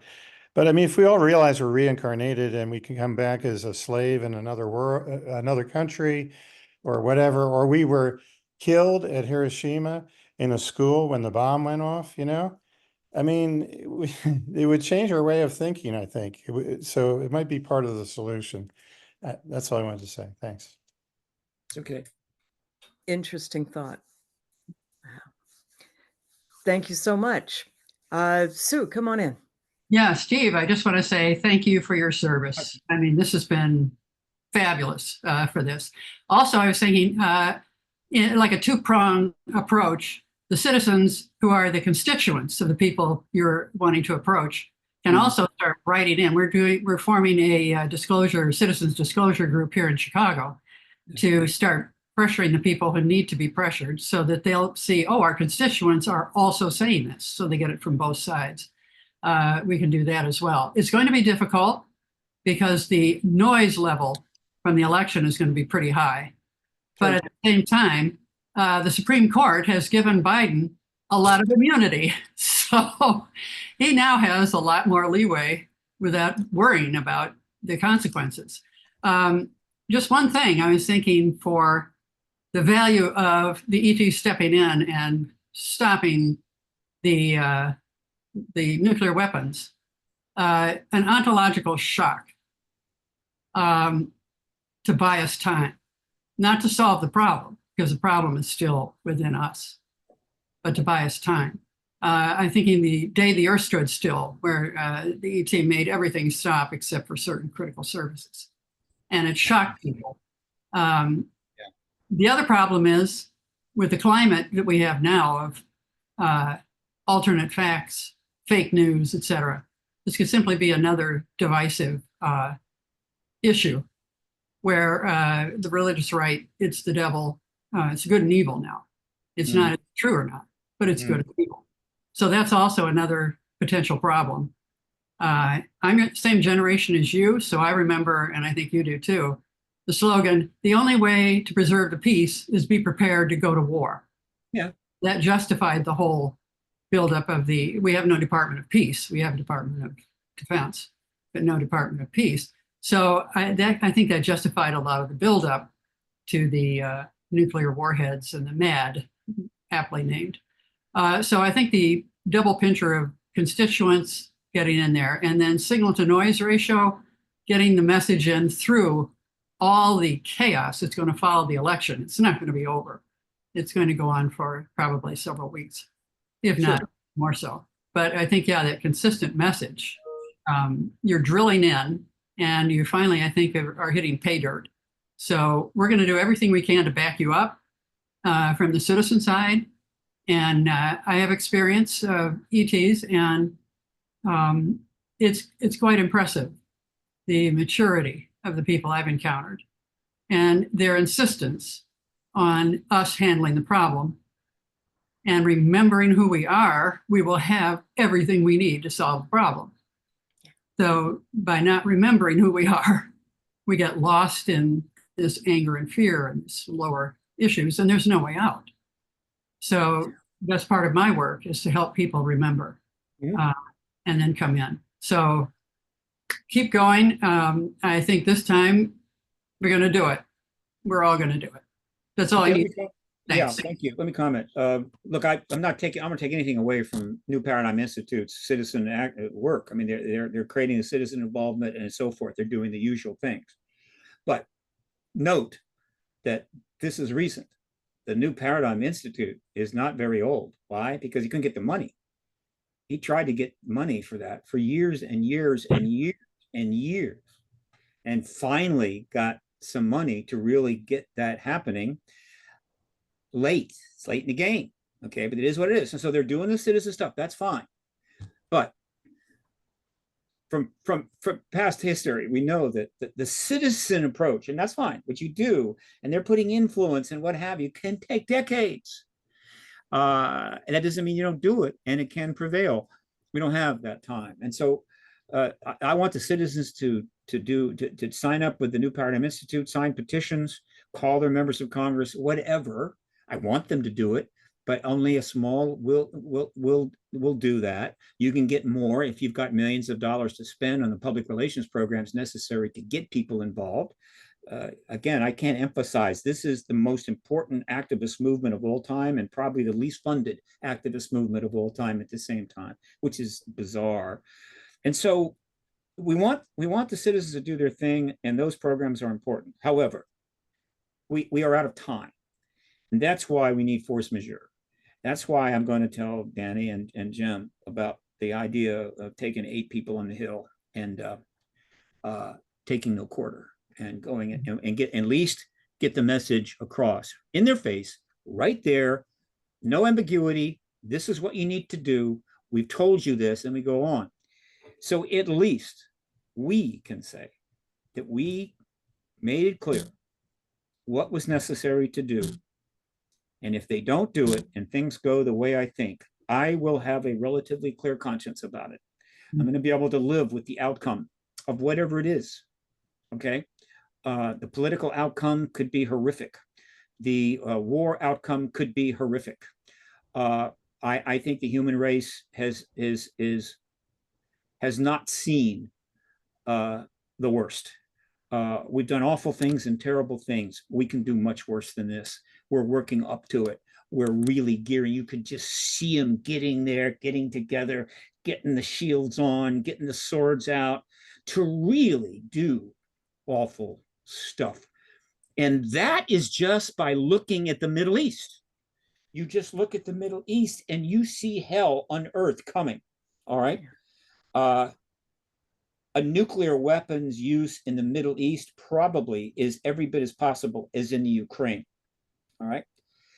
And that doesn't even get us to Taiwan, where China is just doing everything they can to scare the hell out of Taiwan. And the DEFCON level site has taken the DEFCON level in Asia to two because of that. Taiwan is, China is more than willing to risk the use of some tactical nukes to get Taiwan because they got 1.5 billion people. And even after a nuclear war, they'll probably have more people left than we have in our country right now. And so again, you just see, I just see it. It's coming. And all I can say is I'm going to assume that and I'm going to act on that. And if it doesn't come, great. We'll still have made some progress. Yeah, I agree. I agree. But also citizens can tip the balance sometimes very quickly. So it was only after some of the images started coming out on the TV of the civil rights thing. You're right. It took decades. It took 100 years. But the last part of it only took about 2 or 3, and you had the right leader as well. Well, so yeah, it can make a big difference. It took 75 but years. Also, yeah, but also you're ignoring another player in this, and that's Mother Earth. So 2 or 3 super volcanoes, and it's over. Okay. Well, yeah, I mean, a word in this as well, not just. It's interesting that you brought that up. Yeah. One of the interesting things about the ET tech is that if we could fully develop it, we could have the ability to deal with most of the non-political, non-human catastrophes that we could face. And there is a list, there's a standard list. One of them is a massive meteor impact, which is being in the news lately because they're starting to kind of gear up to deal with that, and good for them. But there's still, we only have mapped about 20% of all the potential serious impact things out there. So one could turn up tomorrow. And so that could virtually ruin everything. The super volcanoes, particularly the one in Yellowstone, could go off at any time. That'll blow us all up. But the ET tech, and I've given lectures on this, if the ET tech is as good as we think it is, it actually provides the basis for us to deal with those. And so one of the things we may learn post-disclosure is that you're telling me that for the last 60 some years, we had the tech to easily deal with a massive asteroid coming in the size of Mount Everest, and you didn't let it out, right? You didn't let us develop it, or maybe you were developing it secretly and didn't tell us. And I'll add this vignette to that. One of the things that's always intrigued me is how little the U.S. government and our wonderful national defense ever talks about asteroids and asteroid impact. It was never come up. They wouldn't discuss it. It became a kind of a news thing only after the movie started coming out, right? Deep Impact and Don't Look Up and all that. But prior to that, no concern at all. And I'm thinking, what do they do about that? And it occurred to me, what if they have the tech to deal with it? But they can't tell us they have the tech to deal with it because that would confirm the ET presence. And so it's hidden behind the truth embargo. And so, and my next thought was, you mean you forced us to live with that anxiety for all these decades unnecessarily because you got to keep your little lie going? All right, so that's one thing. But I am deadly serious. we don't know how to deal with the nuclear waste. We have mountains of it. We have mountains of nuclear waste that we don't know what to deal with. It's in containers and underground, it's above ground, it's leaking all over the place. It's a major problem, and it's insolvable, and so we don't even talk about it, though there's the odd lawsuit from time to time. And so I'm thinking, yeah, that's kind of a problem. That'll develop anxiety. Guess what? Antigravitic drive, we solve it like that. It's all solved instantly. And how is that possible? Antigravitic drive, if it's what we think it is, and we have it, and we could use it, we could take all of our nuclear waste up in very nicely designed containers using a platform system, get it into orbit and launch it into the sun. And do that over and over again until all the waste on this planet is gone. Now, what they're working on instead is microbes that can eat it. And I think they made a little progress, but I'm not counting on nuclear waste eating microbes. And so we could literally get rid of all the nuclear waste on this planet. All we need is antigravitic craft. There is a strong possibility we have it. We have that craft. Unfortunately, we can't use it to get rid of the nuclear waste because we would have to confirm we have the craft, and that would end the truth embargo. Do you see how asinine this is getting? And so the list of reasons why extending this truth embargo even a day is a long list. And one of the goals of the activist movement is to somehow get that list out there. And I've been talking about it for 20 years. Is the New York Times picked it up? No. Does the Washington Post has done many articles on me talk about it anymore? No, I can't even get in the door. Basically, they don't want to hear from me. So these messages are now lost, but they are still as true as they were 20 years ago. We have the solution to major problems. We have a worldview change that could transform the planet, and it's all being held back because we simply can't hold a goddamn hearing and get the president or allow the president to be able to step forward in the truth embargo. And it drives me nuts. It really is very upsetting. I have to use a lot of anxiety drugs in order to get through this shit. So there in the corner over there. You see the point? So Yellowstone, glad you brought it up. Let the citizens help you because we're going to be right there with you. The problem is, again, getting through the noise. So that's what I'm. Look, the one thing that would help me the most is funding. Well, I understand that, Steve, and we're all, wishing for funding, and I want you funded. But what I can do, like what Sue has done, is she says that the people are behind you. Well, the after chat is with you as well. So while you're walking those halls, Steve, I want you to know that Stan and I will be here for you as an outlet to the people. No, I know. I understand that. I will do the podcast. I will continue to talk the message. But I've been doing it for 28 years. Yeah. Danny's been involved for 4 years. He goes back to 1976. What's that? That's almost 50 years. We have done all that. But now it's game time. Yeah. It is game time, right?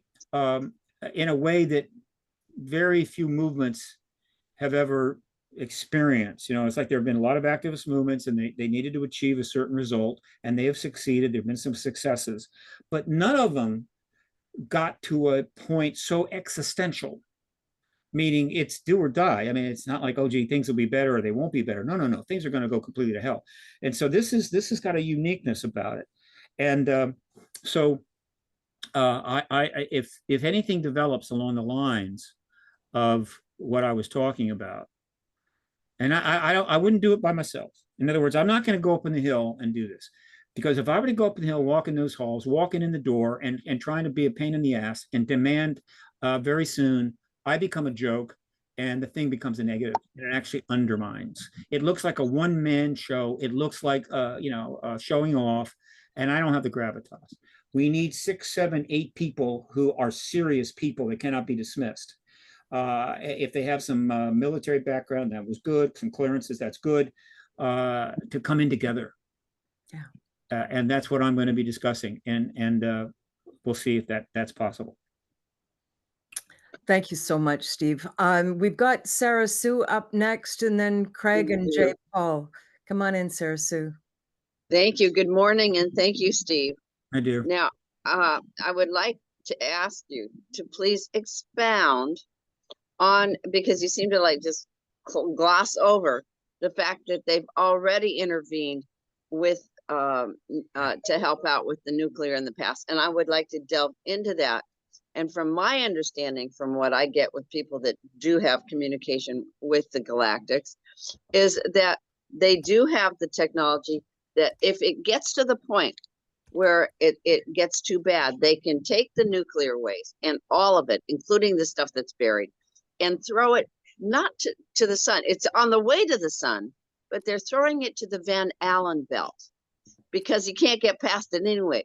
But that Van Allen belt is there that will cleanse all the nuclear waste. So that's where it's actually going, is to the Van Allen belt. And but I think it's already in process. They can do it. They will intervene if we get too bad. That's what they're saying. So I wouldn't gloss over it. And if you could please expand on that, I would really appreciate it. And before that, does anybody know a man named Peter? It has nothing to do with anything. Peter Bafu, B-O-A or B-A-O-F-U.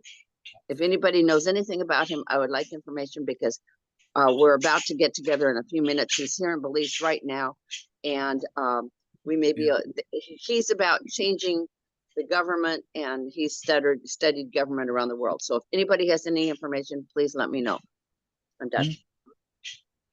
I don't know if gloss over is the proper term. Let's just say that, unfortunately, not unfortunately, the case is that there are a lot of individuals who refer to conversations and information that they're getting from other sources that are outside our normal realms.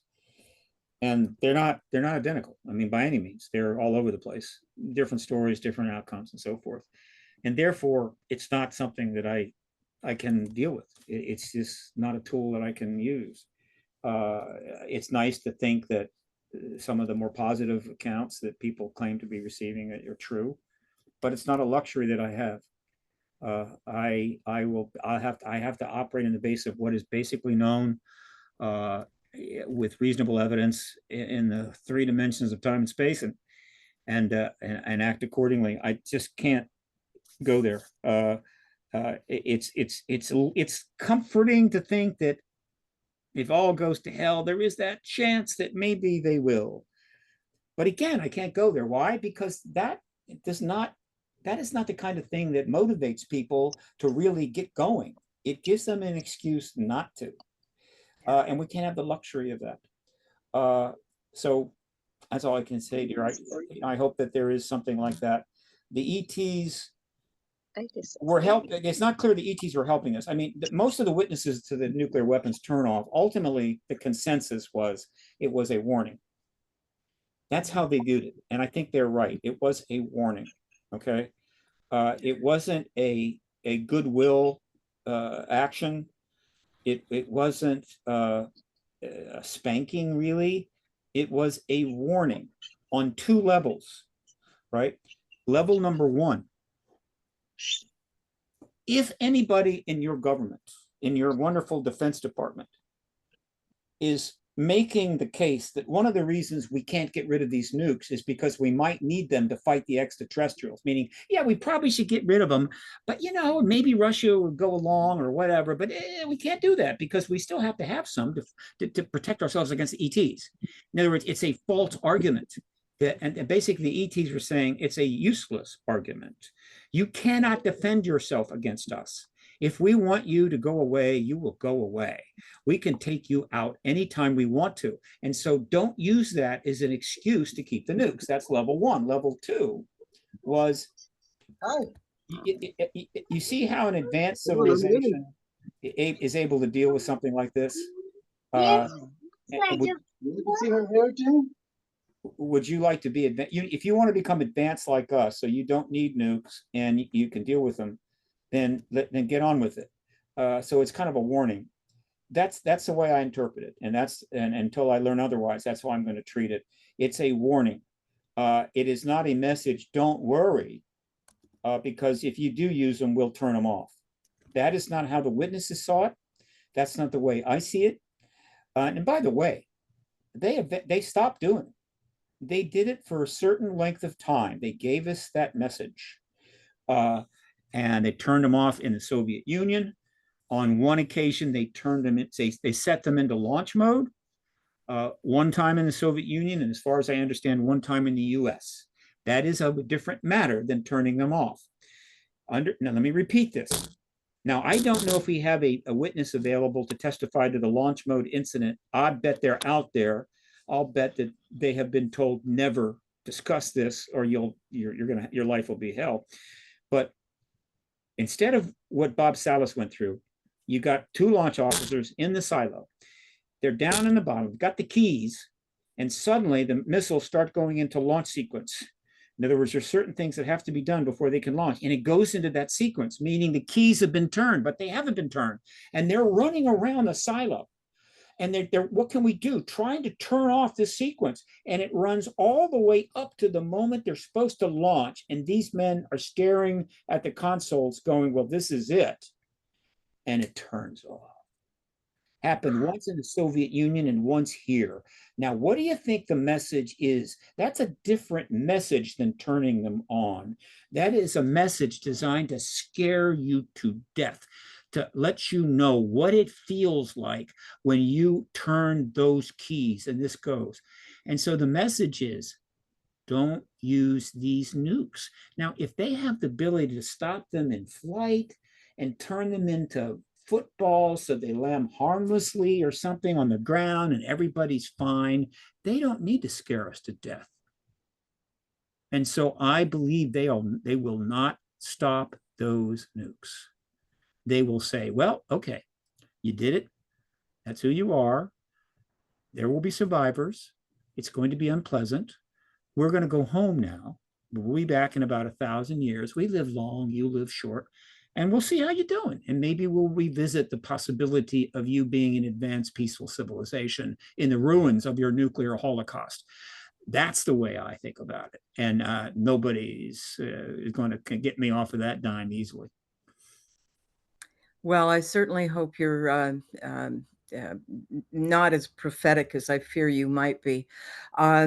I want to confirm, Steve, that your website is paradigmresearchgroup.org. Yeah, that is the main website. And then HollywoodDisclosureAlliance.org is the project that we're doing there. That's also a nonprofit. And it's targeting the entertainment industry to help get content. So it's useful. It's Steve, can you put that in the chat box, please? Thank you. Oh, yeah, sure. Which one would a person make a donation to, the first one or the second one? Look, in terms of donations, first, New Paradigm Institute. And then after the New Paradigm Institute, Paradigm Research Group. And then after that, Hollywood Disclosure Alliance. Now, it kind of sounds crazy because I nobody's got a lot of money, but I'm just saying, but people know people that have money. And so if you know somebody that really has the ability to shake things up, again, New Paradigm Institute, Paradigm Research Group, and then Hollywood Disclosure Alliance. Now, there are other groups out there, believe me, Soul Foundation, UAP Disclosure Fund, all deserving of funding, but these are the ones that are in my sphere of influence. And here we go, hang on.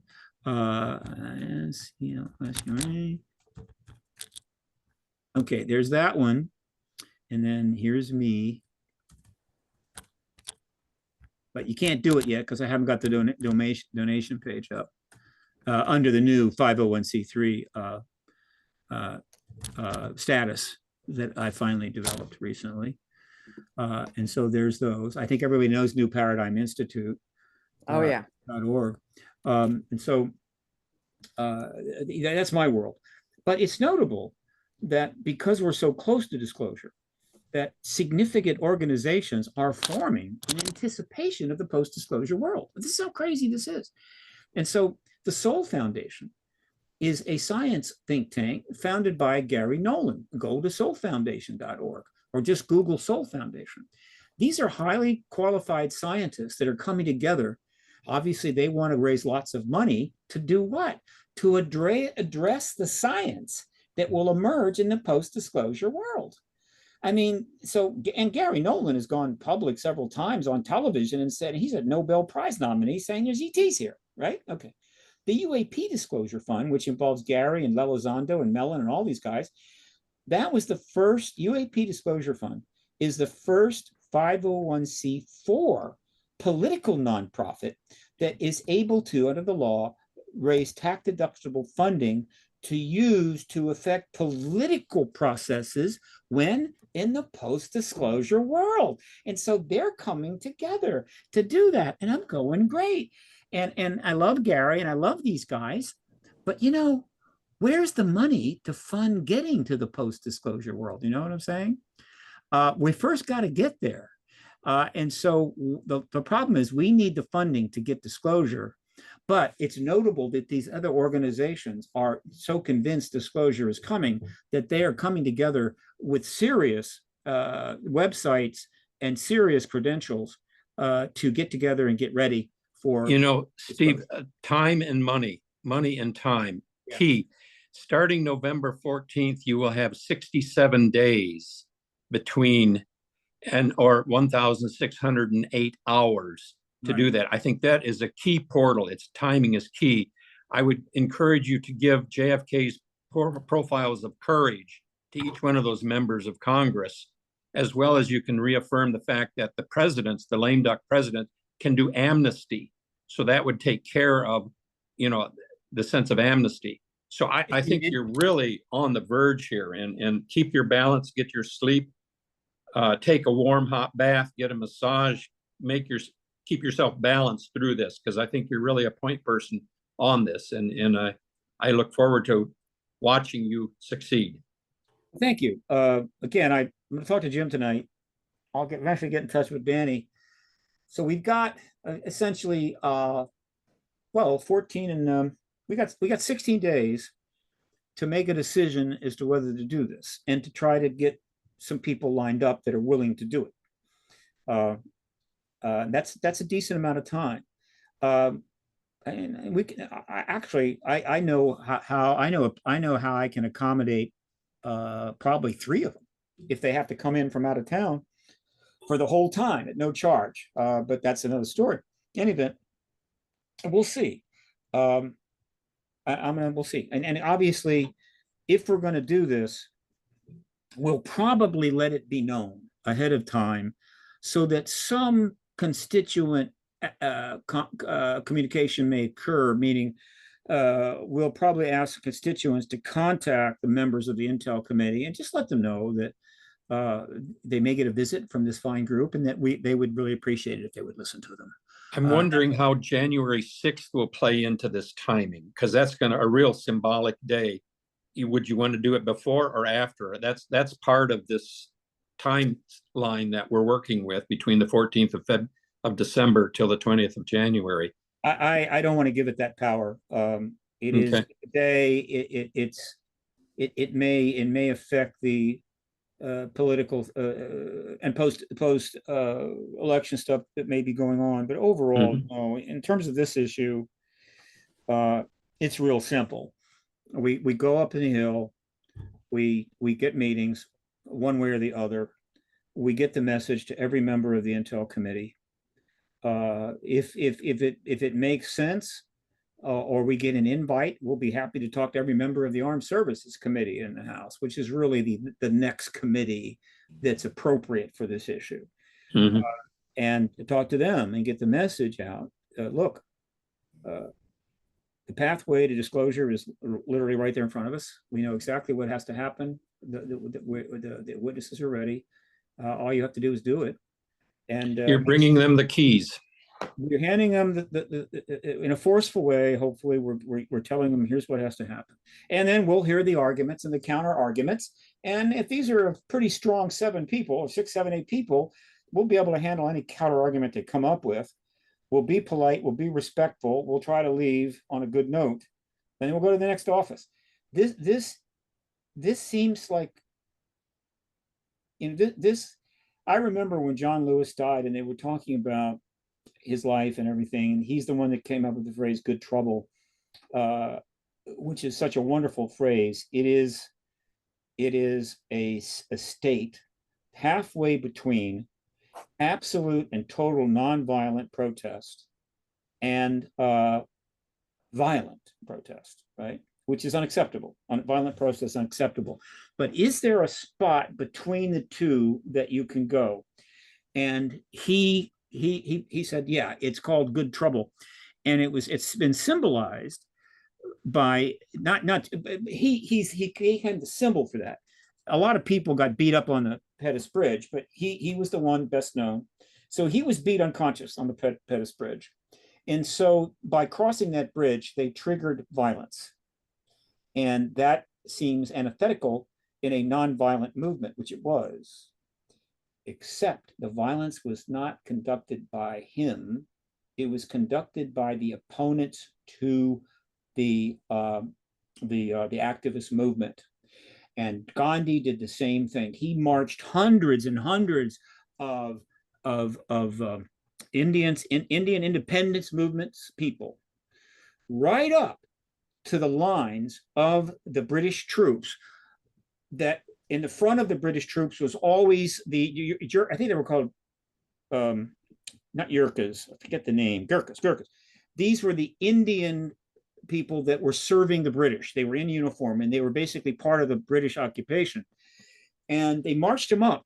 And because they wanted to minimize bloodshed, they simply had staffs.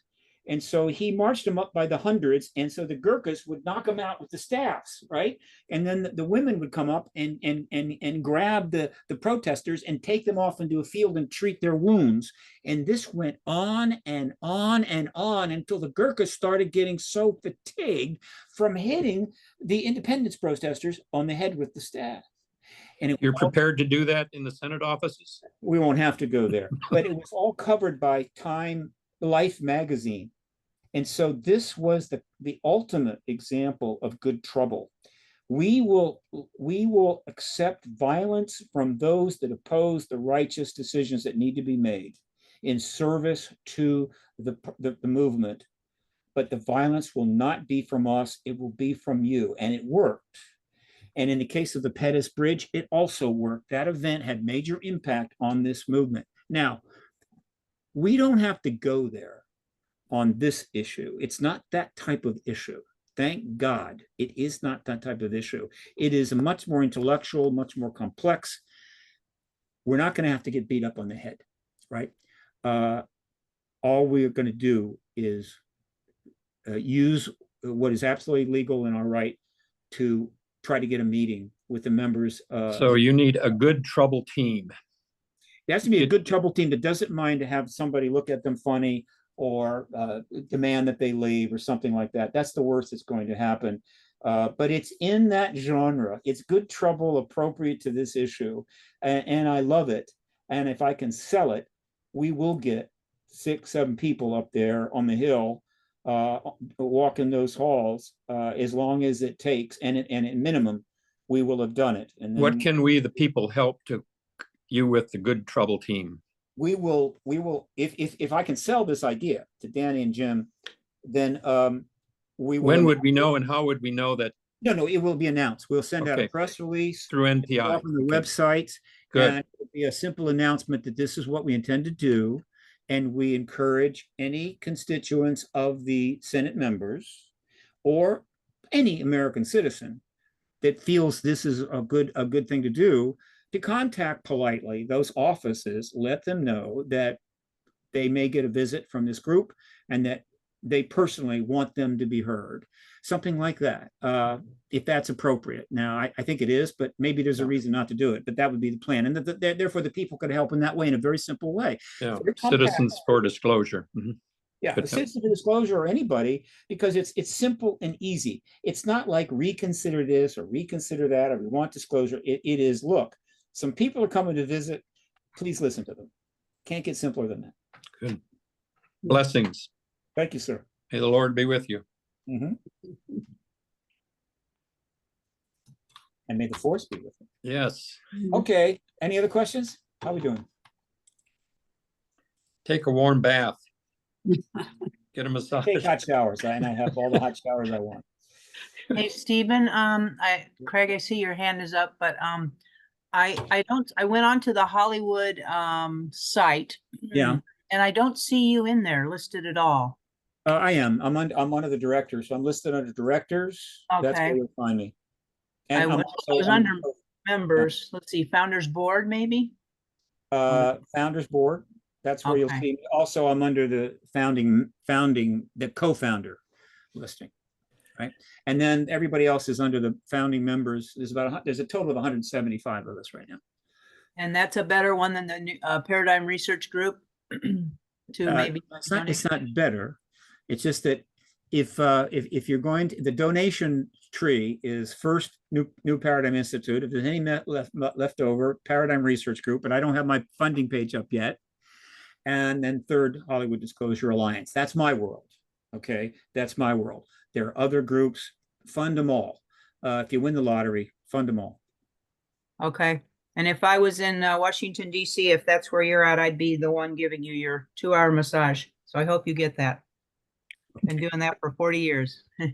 So I parrot what the professor said. I tell you, if I was rich, I'd probably be getting one a week. Absolutely. I'd be giving it to you free for sure. Okay, who else got a question?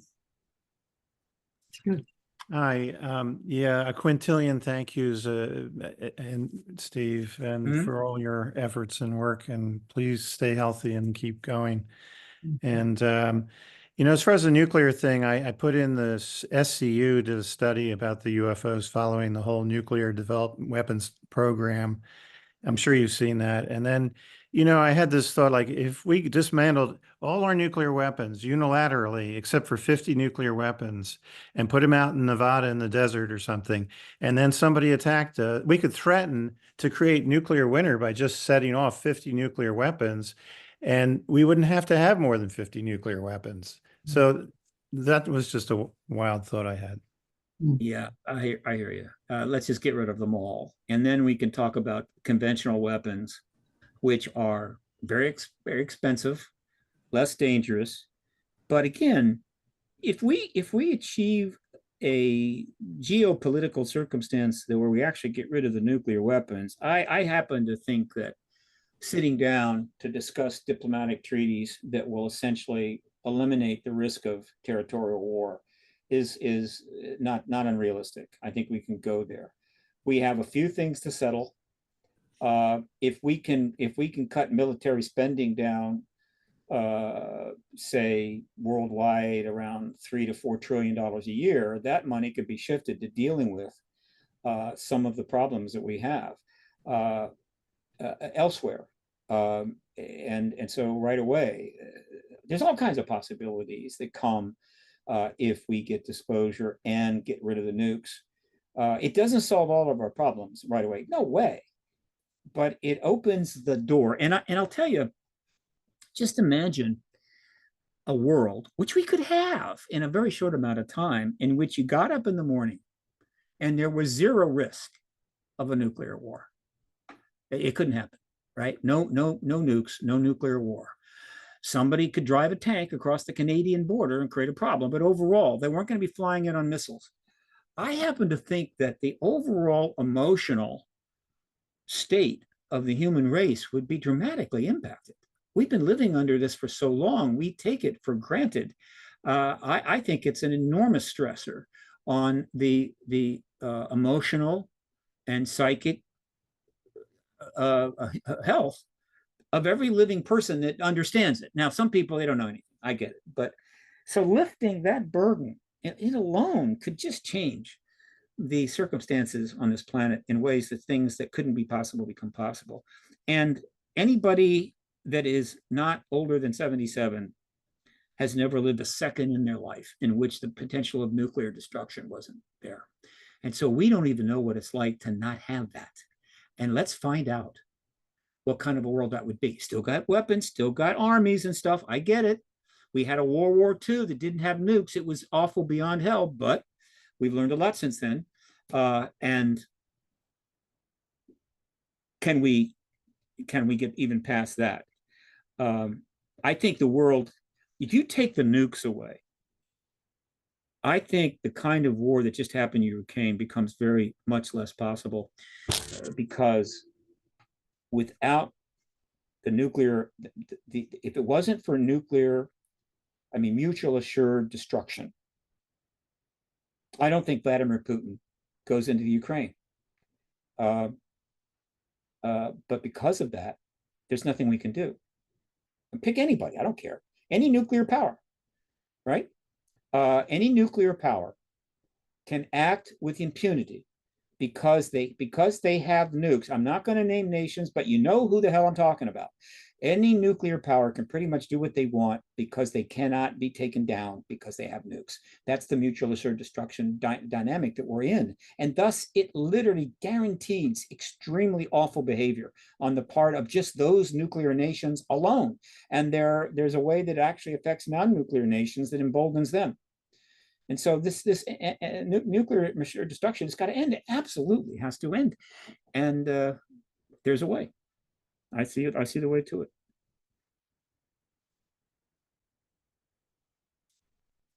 I'm sorry to repeat myself. Forgive me. It's hard not to. I got plenty of time. What's the next question?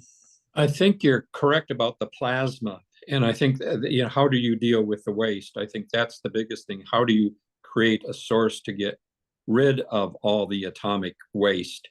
I know Georgia Tech has the way they're using plasma arc technology to completely break down radiation. So the technology is there. Well, wait. Whoa. What they're doing is interesting. It has some possibilities. But the amount of nuclear waste we have, that solution, even if it's viable, will cost trillions of dollars. Yeah. If we have anti-gravitic drive available to us, we can get rid of the nuclear waste for less than the cost of, a political election. Well, right? according to Greer, we've had anti-gravitic since the 50s, mid-50s. Exactly. I believe that is true. And therefore, we've been piling up this nuclear waste for decades while we may have had the ability to get rid of it. And that's another one of these, what I call public relations problems. One of the reasons disclosure has been tough to get is that there are a lot of fine people that work for our government, particularly in the military and elsewhere, government contractors, that just don't want to face the music. In other words, if the music must be faced, I want to be retired or dead. I don't want to be getting a paycheck. I don't want to have to walk out in front of any camera and answer the question, you mean that you had the ability to get rid of nuclear waste for 40 years and you didn't do it because you didn't want to tell us about the ETs? That is what I call a public relations problem. They have quite a few of those. And I talk about that and I say, look, people, we might be more generous than you think. You ask a question about how to deal with the coming deal. Humility, grace, stuff the I told you so, just don't bring them out. Don't have Thanksgiving dinner and tell every one of your accepting family you were right all along. I told you so. Don't do it. Just say, hey, how you liking the post-disclosure world? Oh, it's pretty cool, right? No lawsuits, no recriminations. Just we have an opportunity to move forward in the future to an unbelievable future. That's how you handle post-disclosure. Reconciliation and forgiveness. Reconciliation, amnesty, forgiveness, grace, be a good winner, all that kind of stuff. That's what I'm going to suggest people do. Yeah. Thank you.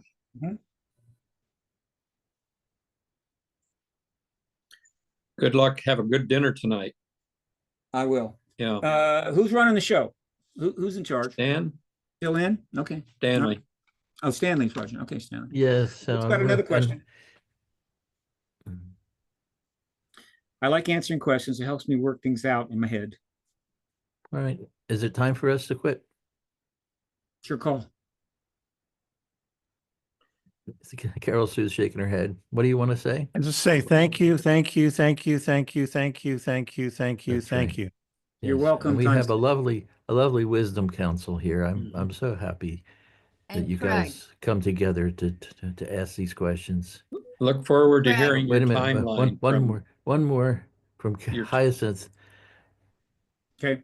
No, you have to turn your microphone on, Hyacinth. There you go. Yes. Sorry, I haven't been able to the time, so I'll have to get this on the recording. but it's very interesting what you say. Oh, you don't hear me? Can you hear me better now? Yes, better. yes, Yeah, you have a That's it. spot Yeah. there. There you go. Okay. It's I haven't been with you all the time. I was late, and so it's very interesting what I heard. And I wanted to ask some questions later, but I thought that Go ahead. we usually have a little chat afterwards, with the recordings off, and we just BS. So, Okay. All right. But hey, if you got a question, go ahead. well, the thing is, you see, with the Cuban Missile Crisis, Mm-hmm. I had two babies, 2 and 1, with the Russian ships steaming towards Cuba. Mm. And Kennedy said, haha, no way. Mm-hmm. Well, you can imagine us. We were 90 miles from Cuba. It was atomic warfare then, not nuclear. One atom bomb in Havana, goodbye, my babies. We were on tenterhooks. You were in South Florida? No, this was in Jamaica. Oh, you were in Jamaica? Okay. Yes. Gotcha. So I will never forget the feeling of relief when Kennedy and Khrushchev talked and Khrushchev turned the ships around. It was a wonderful, Yes. it was an amazing time. I was glued to my TV set the whole time. I watched it all. Yes. But I experienced it firsthand. Hmm.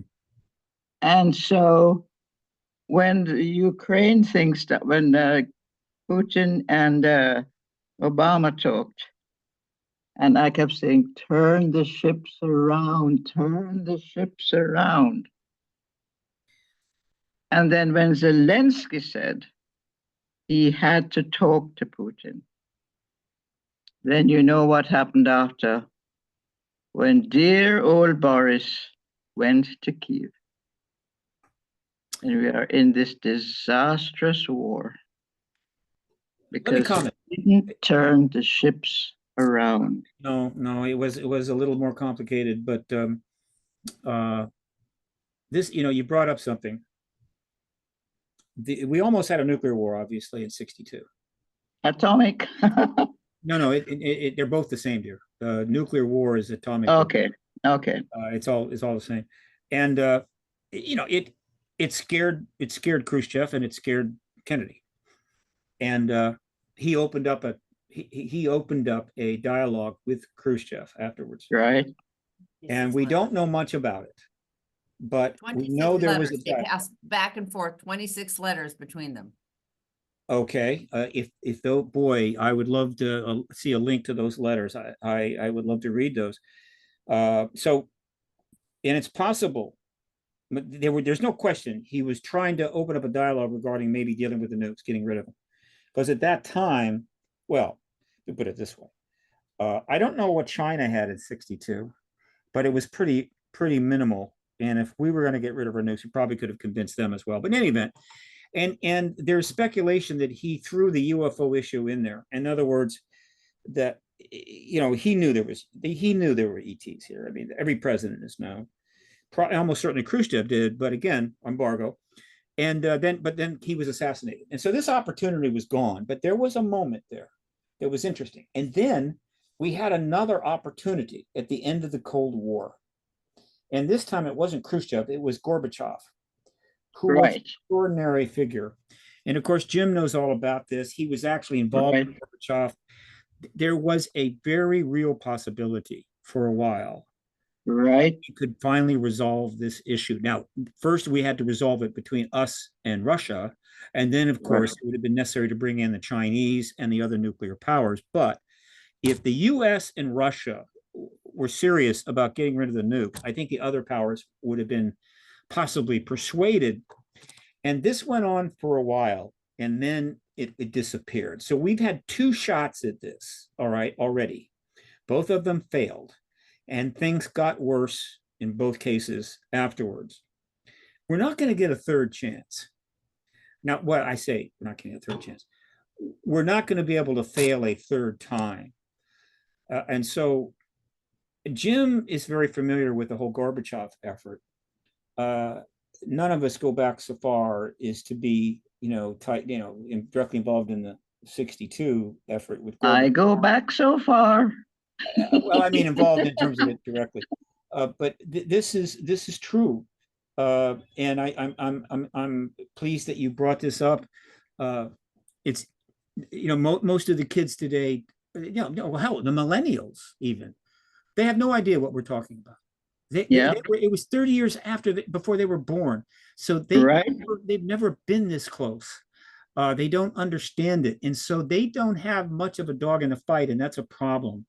They think, hey, it's going to be fine. It's not going to be fine. And they're the ones that are going to suffer the most if things go to hell, right? And so that is also a problem that has to be overcome. And that's why the responsibility for ending the truth embargo falls on the gray heads of the Senate. They've been around.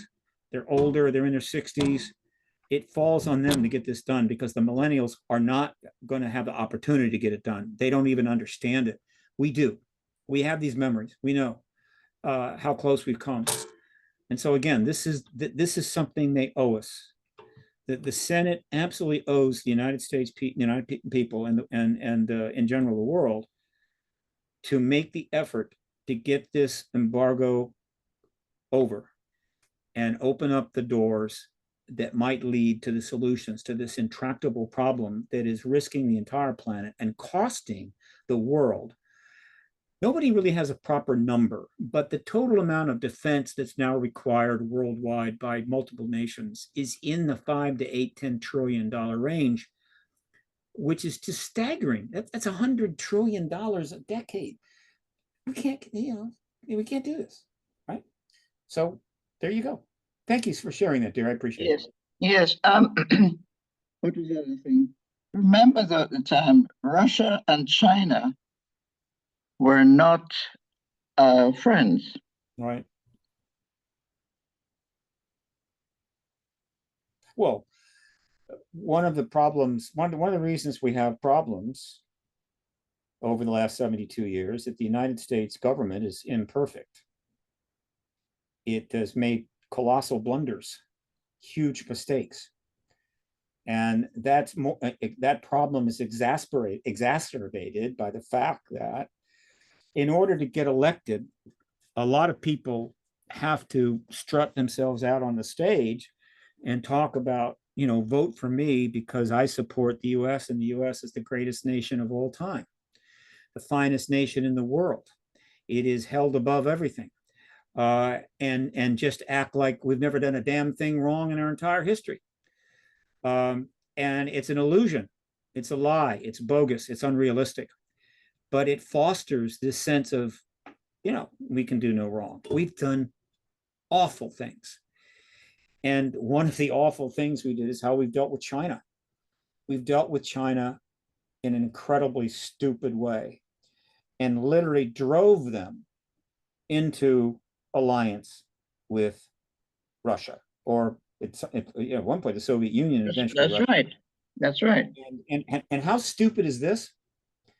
China has the largest population of any country in the world, 5 times the population of the United States. And Russia, even after giving up 14 republics, is still the largest country by landmass in the world. Right. And they are our mortal enemies. Sort of. They are basically our enemies and willing to be our enemies. This is not wisdom. This is not wisdom. And so we made colossal diplomatic blunders, colossal military blunders. We have allowed our politics to decay. And so my message to the Senate members is that take some responsibility for this, right? Use that responsibility that you take as motivation to do the right thing now and get this embargo ended, end the truth embargo, right? Don't act like, oh, we're the shining city in the hill that can do no wrong, therefore why should we have to worry about that or whatever. I mean, let's right some wrongs. Let's let's balance out the historical equations. Yeah, we did this wrong and we did that wrong, but here is something that can help make up for a lot of that. Let's end this truth embargo. They don't hear this kind of thing. People don't have the guts to walk in their offices and say these things. I mean, they walk in and say, "Oh, Mr. Senator, I'm so pleased. You know, we're the greatest nations of all time, and therefore, would you do this and would you do that and whatever the hell?" And it's sickening. It's sickening. Realism, common sense has fled the building. In our political diplomatic discourse, even in our political discourse, our diplomatic discourse, and even in the discourse that takes place amongst our own leaders, common sense, realism is gone. It's not even there. It doesn't shock me, therefore, that they cannot get anything right. They can't do anything right, even when they want to. And so this is just I'm mentioning this only to reinforce the fact of how existential our situation is.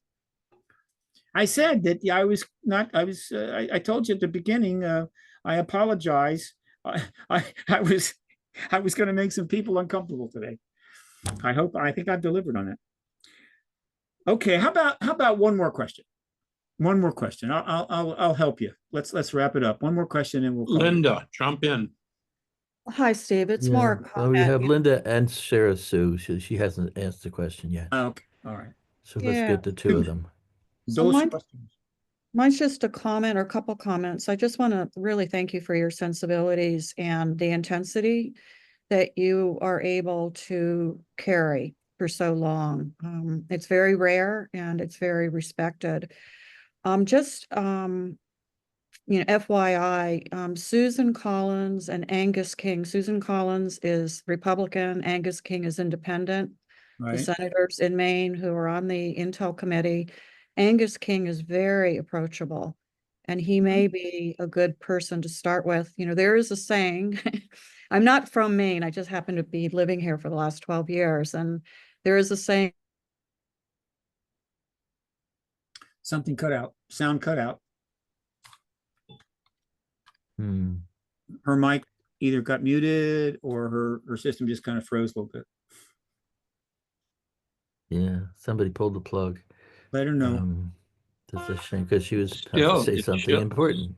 Shows her there, but yeah. Well, we can always take this question and then come back to him. All right. Sarah Sue, you want to ask a Well, I question? want to ask Craig, you said you had a friend in Belize. If you wanted to connect us, can I give you my number or however? Yeah. I tried to put my email in the chat and my phone number. So please email me. I didn't see it. I didn't see it because I switched I'll do it over. again. I'll do it again over right from now. my phone to the computer. I appreciate that because I don't have that chat anymore and I didn't see it. I looked for it before I changed over. And then the other is about, you guys are talking about one embargo. I'm talking about the other embargo. And that's the one that's in Cuba now, that we need to release them of that embargo. But it takes 2/3 of the Congress, and they are so brainwashed by the Batista regime that it's very hard to get that changed. I have put in the chat the movie called Embargo, that is a documentary about what was really happening, and that it's Khrushchev's son is interviewed in there. It is Peter, oh gosh, I forget his last name, it'll come to me. His last interview, he was Kennedy's speechwriter, and it showed about and Khrushchev's son, I think, talks about those 26 letters that went back and forth. And we're calling it the government, but it wasn't the government. It was the CIA, which was separate from the government. And we need to make that differentiation, that it's the CIA that was running the show and wanting to go into nuclear war. And in closed doors, they said, well, they were trying to convince Kennedy to go to war with Russia. And he's going, and how many casualties will there be? Oh, not very many, only about 65,000. And he walked out of that meeting, and I know the inside story of what he said. There will be no, he said, no way. And he said, those guys are crazy. And he fired Alan Dulles because of this.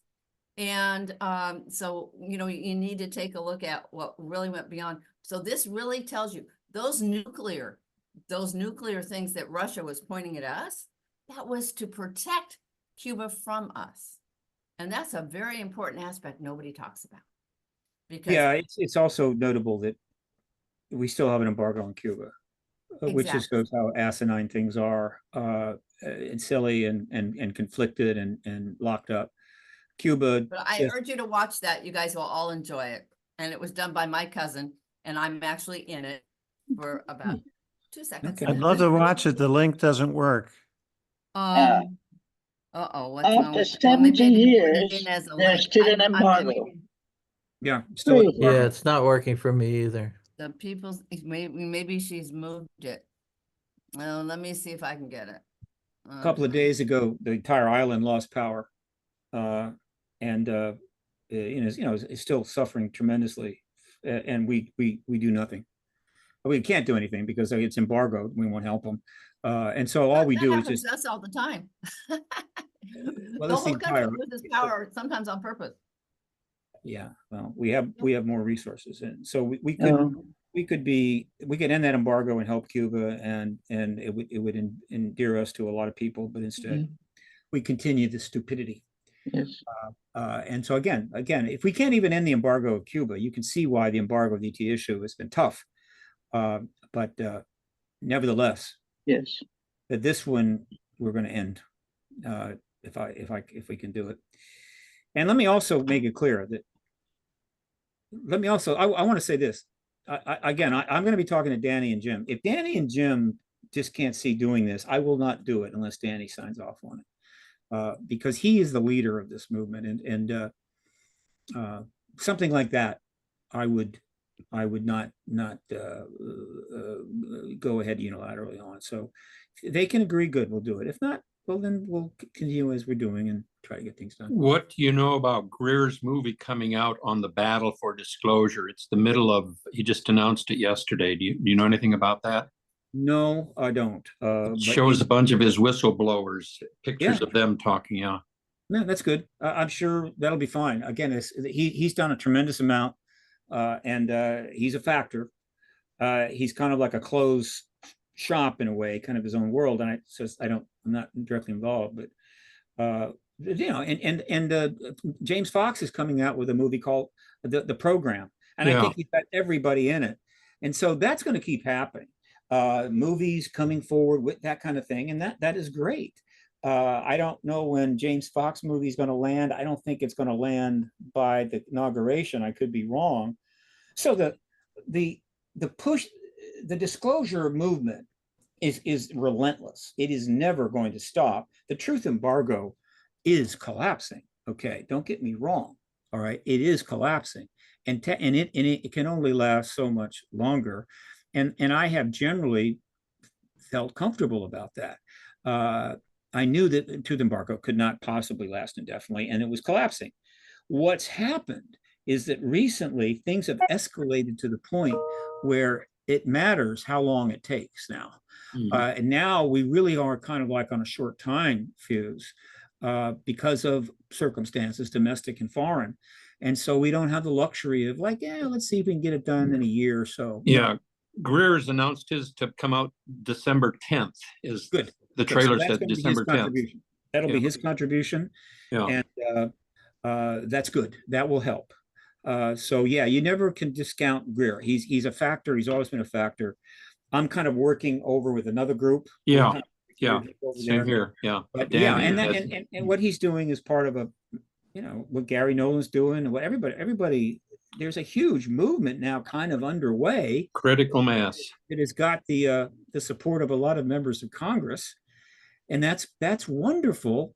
But we have delayed this and put it off and put it off and put it off. And now that we're finally coming together and really doing our thing, we're out of time. That's just the way it is. That's what I meant when I started off. This has turned into, unnecessarily so, a photo finish. And so we just don't have the luxury of time anymore. And there are people out there that will say, no, it'll be just fine. And I just don't listen to them anymore. I'm just not going to listen to those other arguments. I've seen enough. I saw the Capitol overrun by 2,000 people 8 blocks from where I am, right? Happening. And in my lifetime, I never thought that could possibly happen. Now it's like, no big deal. It'll probably happen again. Who cares? I mean, it's all part of the new world, the new America. No, not at all. America's coming apart at the seams. The risk of nuclear war is sky high. There is no more time. Let's hope it's a chrysalis and that we will emerge much stronger and much better. But thank you. Okay, is that nice lady that was asking a question come back? If not, we can wrap it up. No, Hey, can I ask something? Can I ask I'm something? here. I can hear everybody fine. Can you not hear me? Okay. Now we can, yes. Yeah. So Steve, I went ahead and put the comment in your paradigm research group, but I did have a question in that, and I don't have the reference or resource right now, but I heard that there was an insider that said Cuba actually did fire those missiles and that it was an ET intervention that stopped it. Have you heard anything about that? No. Okay. I think the chances of that are minuscule. Okay. But it's again, it's because of the truth embargo, which is not our fault, basically. It just makes it possible for anything to be put out there. And people can, and they do, and what are their intentions, it doesn't matter, which just makes it extremely difficult to move forward in a logical way. But people that come up with things that are probably almost certainly not true, I do not blame them. I don't have any animosity toward them at all. That there's one culprit here, and that's the United States government. That's the culprit. That's the problem. It isn't the people that are getting confused or concocting a story or getting some wrong or buying into something on YouTube. It's the United States government. If it wasn't for this truth embargo, we wouldn't be dealing with any of that.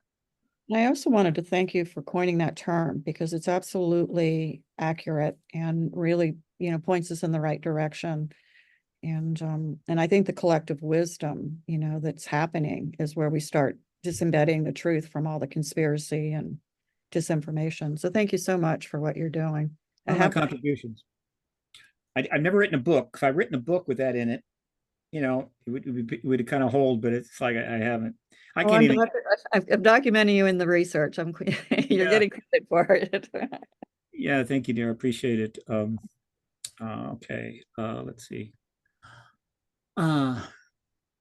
Anything else? Yeah, okay. James Fox makes great documentaries, and he's coming out with that new one. And Gary McKinnon is in that documentary. And Gary McKinnon hacked into NASA and came up with a list of off-world officers who are working off-world. Right, that ties in with Hymashed and other evidence of something's happening, possibly happening off-world. I have no idea, but the title that they had implied the possibility of off-world.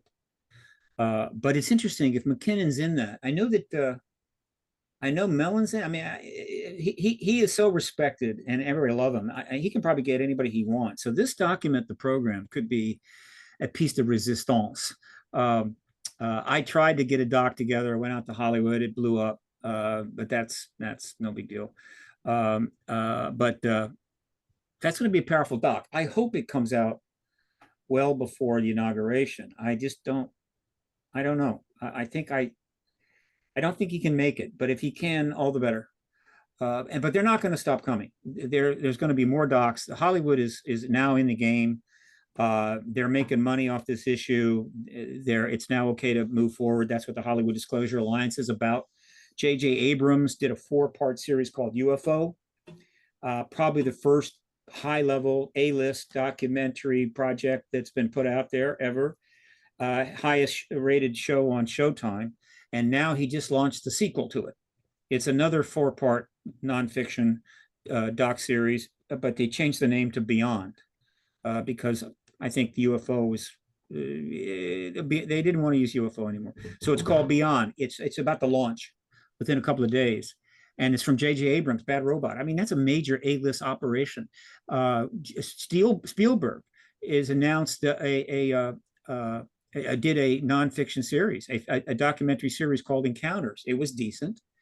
That's A-list high-level stuff.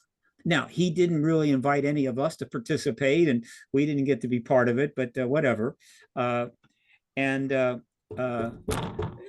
Hollywood is getting involved in a big way.